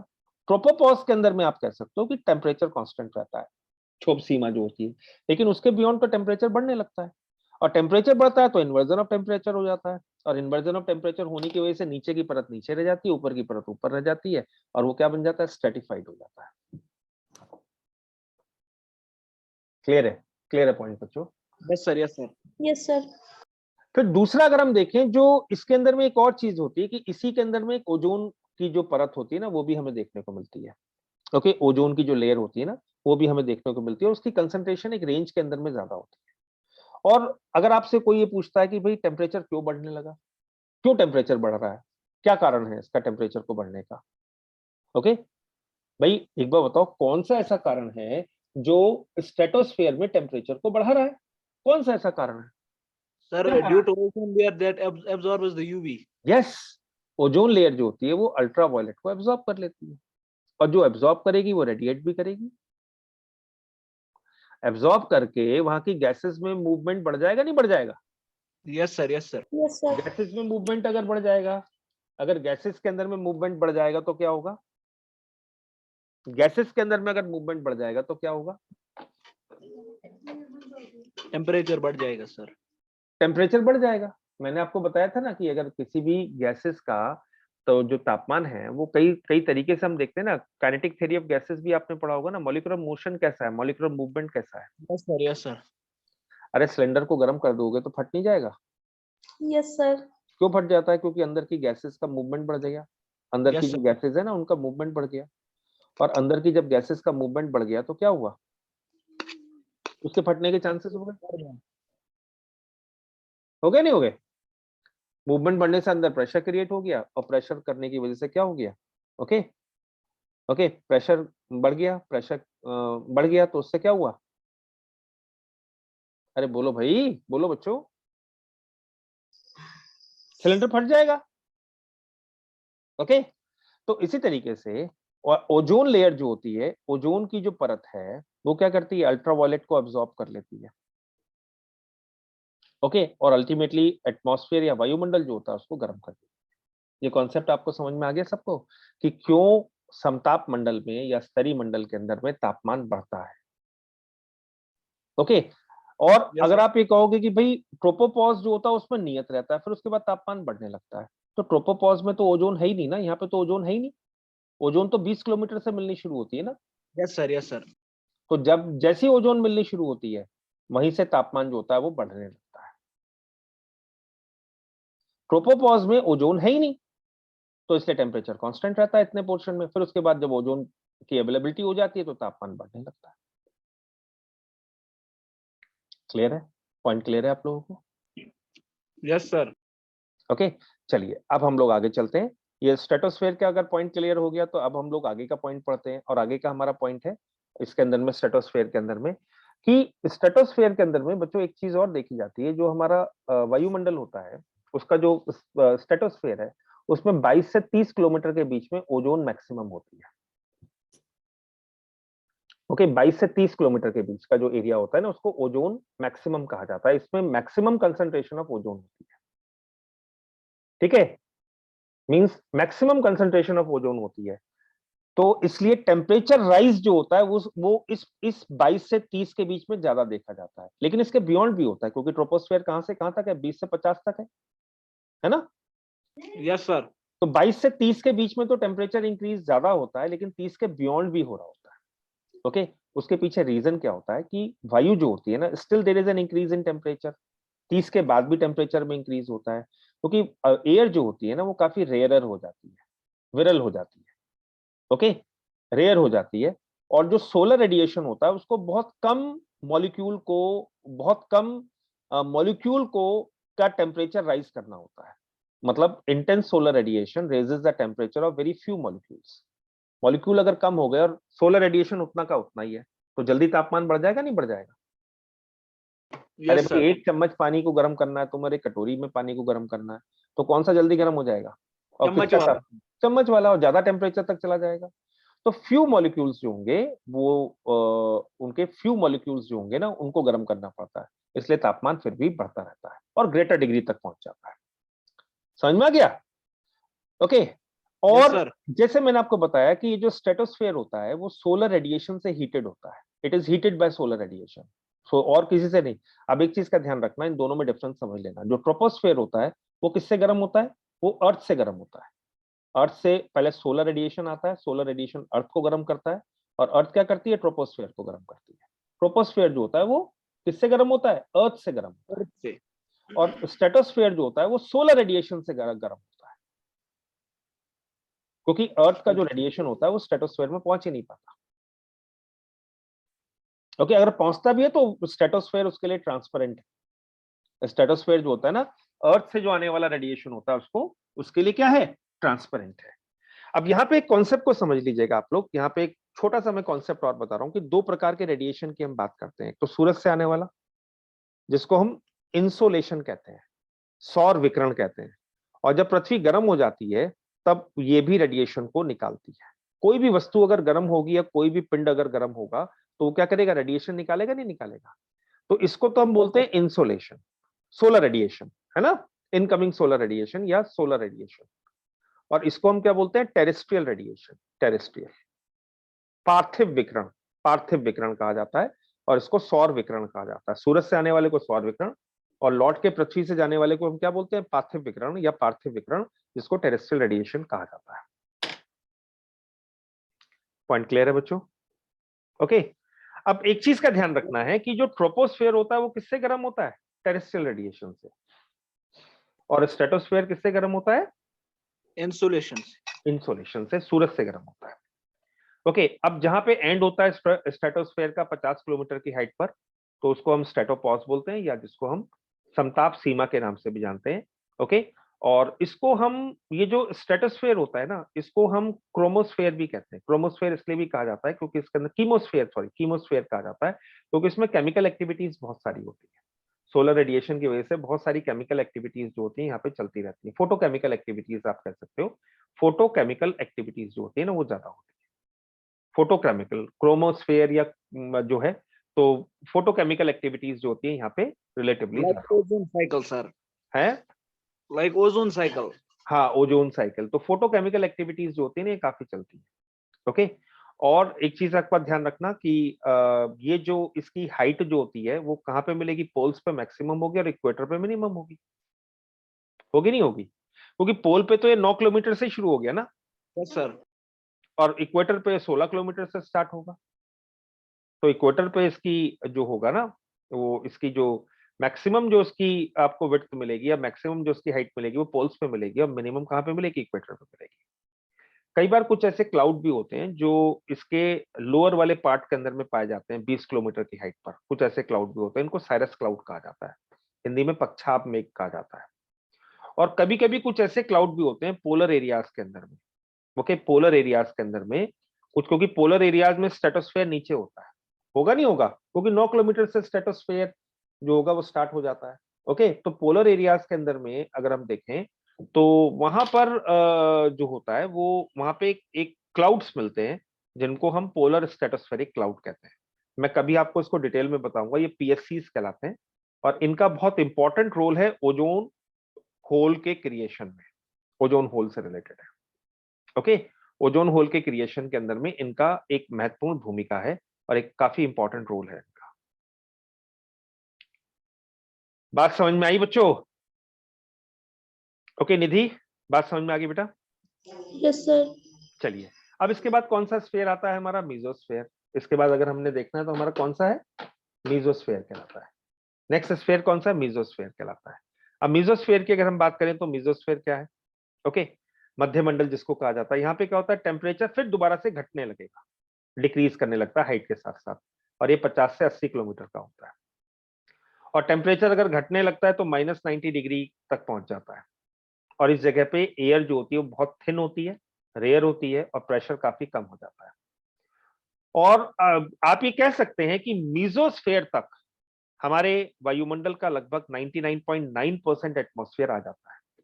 हमारे एटमॉस्फेयर का लगभग 99.9% भाग जो है वो मीजोस्फेयर में है या मध्य मंडल में है, मीजोस्फेयर में।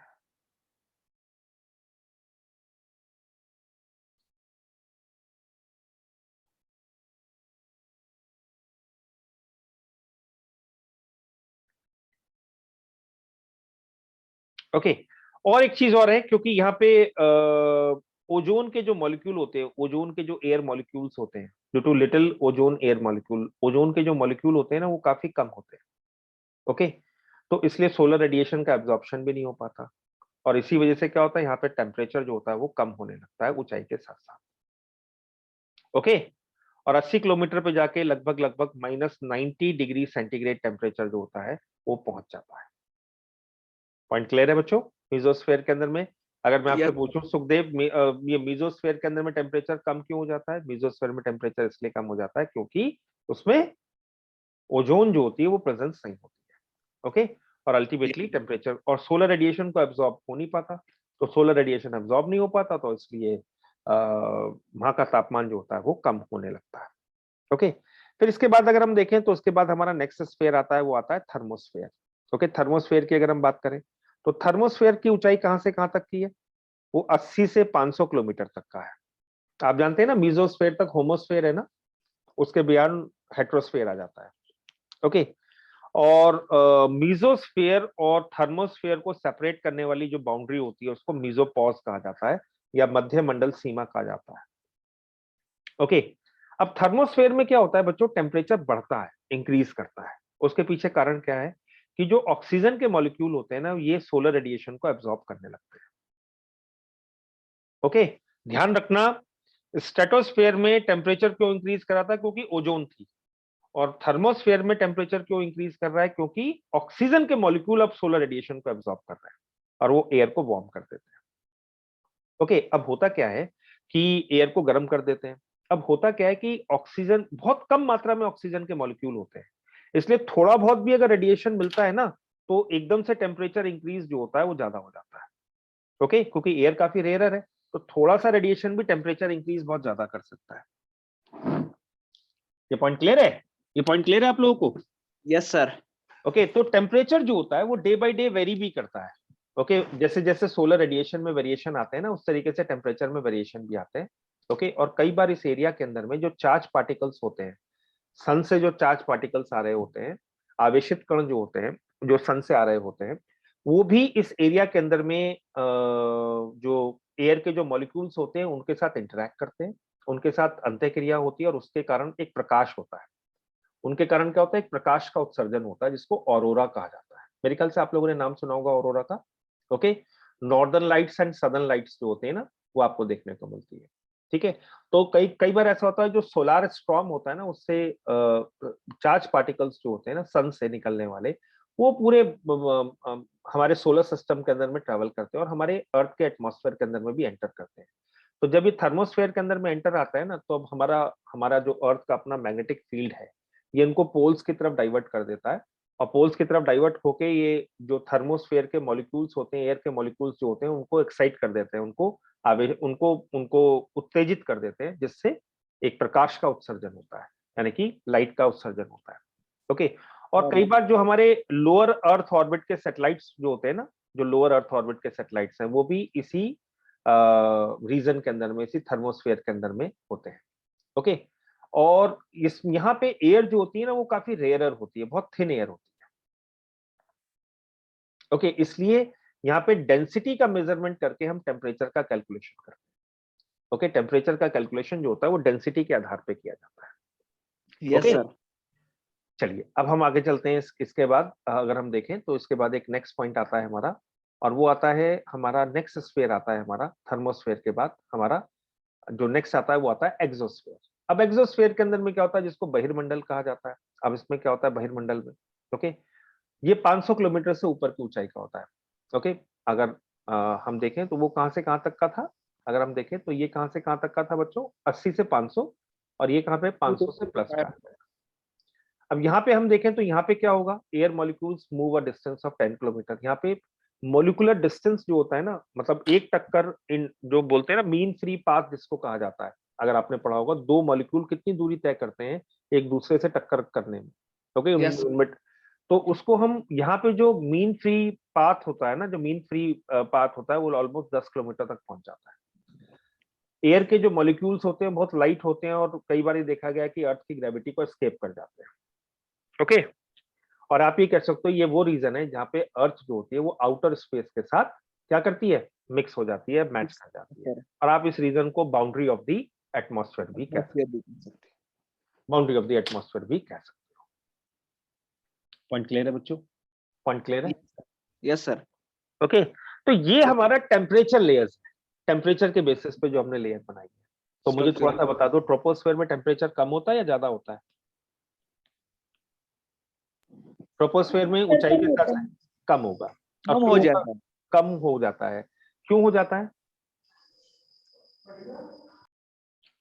मैंने अभी आपको बताया था कि जो ट्रोपोस्फेयर होता है उसको हीट कहां से मिलती है, अर्थ से, अर्थ से मिलती है ना। उसके लिए हीट का सोर्स क्या है ट्रोपोस्फेयर के लिए, अर्थ है ना। अरे भाई दो ही तो चीजें हैं, एक सन है और एक अर्थ है। ओके, तो जो ट्रोपोस्फेयर होता है वो अर्थ से हीट लेता है। अब है क्या कि जितनी दूरी, अगर मान लो एक पॉइंट ए है, ये पॉइंट बी है, ये पॉइंट सी है, ये पॉइंट डी है, तो कौन सा अर्थ से ज्यादा दूर है, डी या ए? कौन सा अर्थ से ज्यादा दूर है? डी। तो सिंपल सी बात है, अगर अपने सोर्स ऑफ हीट से कोई भी पॉइंट ज्यादा दूरी पर होगा तो वहां पे टेम्परेचर कम हो जाएगा, नहीं हो जाएगा? कम हो जाएगा। Yes sir. क्योंकि ट्रोपोस्फेयर बच्चों जो गर्म होता है वो किससे होता है? अर्थ से होता है। अर्थ से। इंसोलेशन से नहीं होता बेटा, टेरेस्ट्रियल रेडिएशन से होता है। इंसोलेशन तो जो सन से आ रहा है, और टेरेस्ट्रियल रेडिएशन जो होता है अर्थ से जो जाता है। कोई भी चीज, मान लो मैं कोई भी चीज लेता हूँ बच्चों, कोई भी मैंने ऑब्जेक्ट लिया, उसको गर्म करोगे तो थोड़ी देर बाद वो ठंडा होगा, नहीं होगा? Yes sir. Yes sir. तो कोई भी चीज गर्म होने के बाद खुद अपना रेडिएशन निकालती है, उत्सर्जन करती है। तो अर्थ भी दिन भर गर्म होती है, रात में ठंडी होती है। टेरेस्ट्रियल। तो अर्थ से रेडिएशन निकलता है। ओके, दिन में गर्म होती है, 12 या 2 बजे तक गर्म होती है, उसके बाद अर्थ का कूलिंग प्रोसेस शुरू होता है। ओके, और कूलिंग कैसे होगी? जब वो अपने रेडिएशन को छोड़ देगी। अब ये Yes, sir. रेडिएशन कहाँ जाएगा? ये ट्रोपोस्फेयर में ही तो रहता है रेडिएशन, जिसकी Yes, वजह से sir. ट्रोपोस्फेयर गर्म हो जाता है। तो ट्रोपोस्फेयर की हीट कहाँ का? अब जो पॉइंट ट्रोपोस्फेयर में अर्थ से जितनी दूरी पर होगा उसका टेम्परेचर उतना ही कम होगा, क्योंकि सोर्स ऑफ द हीट तो अर्थ है ना। Yes sir. अब स्ट्रेटोस्फेयर में टेम्परेचर बढ़ता है, क्यों? क्योंकि इसका सोर्स ऑफ हीट क्या है? इसका सोर्स ऑफ हीट क्या है? इंसोलेशन है, और ओजोन की प्रेजेंस है। ओजोन की प्रेजेंस, इंसोलेशन से क्या होता है? ओजोन ब्रेक कर जाती है, ओजोन Yes. एब्जॉर्ब कर लेती है। फिर इसके बाद कौन सा है हमारे पास? इसके बाद कौन? मीजोस्फेयर। Yes, sir. मीजोस्फेयर के अंदर में टेम्परेचर कम हो जाता है, क्योंकि ओजोन की प्रेजेंस नहीं होती है, ओजोन नहीं होती इसके अंदर में। ओके, और एयर काफी रिलेटिवली थिन होती है। फिर Yes, उसके sir. बाद कौन सा आता है? थर्मोस्फेयर। थर्मोस्फेयर के अंदर में ऑक्सीजन होती है। ऑक्सीजन सोलर रेडिएशन को एब्जॉर्ब करने लगती है, जिसकी वजह से टेम्परेचर बढ़ने लगता है। और फिर उसके बाद एक्सोस्फेयर आ जाता है। क्या रहता है सर? सर एक्सोस्फीयर में तो टेम्परेचर कम होगा ना सर? हाँ, यस सर। ठीक है। Yes sir. तो अल्टीमेटली बेटा टेम्परेचर तो नहीं कम कह सकते, क्योंकि हम टेम्परेचर का मेजरमेंट का तरीका यहाँ पे चेंज हो जाता है, क्योंकि बाहर आउटर स्पेस के अंदर में कई बार ऐसा ठीक। होता है टेम्परेचर तो बहुत ज्यादा होता है, लेकिन अगर आप अपना हाथ निकालोगे ना तो हाथ जलेगा नहीं आपका। Yes sir. हीट ज्यादा हो, मतलब टेम्परेचर, क्योंकि हम अगर वहां पे टोटल काइनेटिक एनर्जी की बात करें ना, तो वो रिलेटिवली जो होती है ना वो ज्यादा होती है। Yes sir. Yes sir. इसको इस तरीके से समझो कि जो है वो, मान लो तुम, अगर मैं तुमसे कहता हूं कि तुम एक कप बॉइल्ड वाटर लो, मग्गा जो होता है ना, नहाने का जो मग्गा होता है ना, बॉइल्ड वाटर ले लो उसमें, और एक टब में ल्यूकवार्म वाटर ले लो, गुनगुना पानी ले लो। Yes sir. अब मुझे बताओ कि मग्गे में ज्यादा आइस पिघलेगी या टब में ज्यादा आइस पिघलेगी? Yes sir. मग्गे में? नहीं बेटा, टब में सर पिघलेगी। Why sir? क्योंकि टब की टोटल काइनेटिक एनर्जी ज्यादा है। एक्चुअली मुझे ल्यूक वाटर का मीनिंग समझ नहीं आया सर। ल्यूक वाटर बेटा गुनगुना पानी, गुनगुना पानी नहीं होता। गुनगुना तोशा तोशा बोलते हो ना तुम, तोशा तोशा बोलते हो, क्या बोलते हो? अरे तोशा तोशा पानी बोलते हो, नहीं बोलते हो? जो हल्का हल्का गर्म होता है, क्या बोलते हो उसे वहां पे? हामिद, हामिद,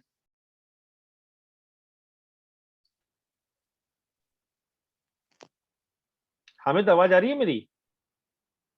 अभी कट कट के आ रही हैं सर। अरे बेटा वो गुनगुना पानी नाम से नहीं सुना तुम लोगों ने? गुनगुना जो होता है ना, तोशा तोशा बोलते हो ना तुम लोग, तोशा तोशा जो होता है ना, कि हल्का हल्का गर्म जो होता है पानी, अच्छा सर, ठीक ठीक सर। क्या बोलते हो तुम लोग उसे? मुझे जहां तक याद है तोशा वर्ड यूज करते थे। क्या बोलते हैं उसे? कश्मीर में एक वर्ड यूज करते हैं, तोशा पानी, तोशा तोशा। क्या वर्ड यूज करते हो तुम लोग गुनगुने को? गुनगुना पानी जो ल्यूक वार्म होता है। हम बोल रहे हैं सर सगबुल। सगबुल सगबुल आब बोल रहे हैं हम। क्या बोलते हैं? सगबुल आब सर। हाँ, तो लुक वार्म होता है ना वो हल्का सा, तो हल्का गुनगुना पानी होता है ना, ठीक सही सर, अब आया सर। है ना? तो सर टोटल काइनेटिक एनर्जी उसकी ज्यादा होती है। पॉइंट क्लियर है? इसकी वजह से आइस ज्यादा। हाँ, अब देखो हम टेम्परेचर प्रोफाइल को एक बार हम देख लेते हैं। ओके, जिसका वॉल्यूम ज्यादा होगा उसकी टोटल काइनेटिक एनर्जी तो ज्यादा हो ही जाएगी। ओके, तो टब में पानी का वॉल्यूम ज्यादा है। Yes sir. अब देखो इसको हम देख लेते हैं। यहाँ पे देखो ये टेम्परेचर प्रोफाइल है। अब तुम देखो ना, टेम्परेचर तो बढ़ता जाएगा। अब मीजोस्फेयर के बाद, मीजोपॉज के बाद तो टेम्परेचर बढ़ता जाएगा, बढ़ता यस जाएगा। सर। अब तुम देखो, अगर तुमसे ये कहा जाता है कि हमारे एटमॉस्फेयर का लोएस्ट टेम्परेचर आपको कहां मिलेगा, तो लोएस्ट टेम्परेचर आपको कहां मिलेगा, वो आपको मिलेगा मीसोपॉज पर, yes sir, -90 degree centigrade. Yes sir, ठीक है, और मैक्सिमम टेम्परेचर आपको कहां मिलेगा, मैक्सिमम टेम्परेचर जो आपको मिलेगा वो मिलेगा आपको बिल्कुल बाउंड्री लाइन पर, एटमॉस्फेयर की जो बाउंड्री लाइन होगी वहां पे आपको मैक्सिमम टेम्परेचर मिलने का चांसेस। पॉइंट क्लियर है? यस सर, मेरे ख्याल से आज आपको स्ट्रक्चर ऑफ एटमॉस्फेयर अच्छे से क्लियर हो गया होगा। जी मैं सर, इसकी जी सर। रिकॉर्डिंग दोबारा से डालूंगा, एक बार दोबारा देखना, और कहीं पे भी कोई डाउट होगा तो मुझसे पूछ लेना। ठीक है, ठीक है कल फिर डिस्कस कर लेना। तो मैं इसकी ठीक रिकॉर्डिंग डालूंगा, आप लोग सब देखना इस चीज को। ठीक है sir, thank you sir. Okay okay. Okay sir, thank you, bye bye sir. कल तो क्लास नहीं होगी बच्चों, संडे है, और फिर हाँ। मंडे को क्लास होगी आप लोगों की। कल कोई ठीक क्लास नहीं होगी, है ना? ठीक है sir. Okay sir. Okay bye bye बेटा।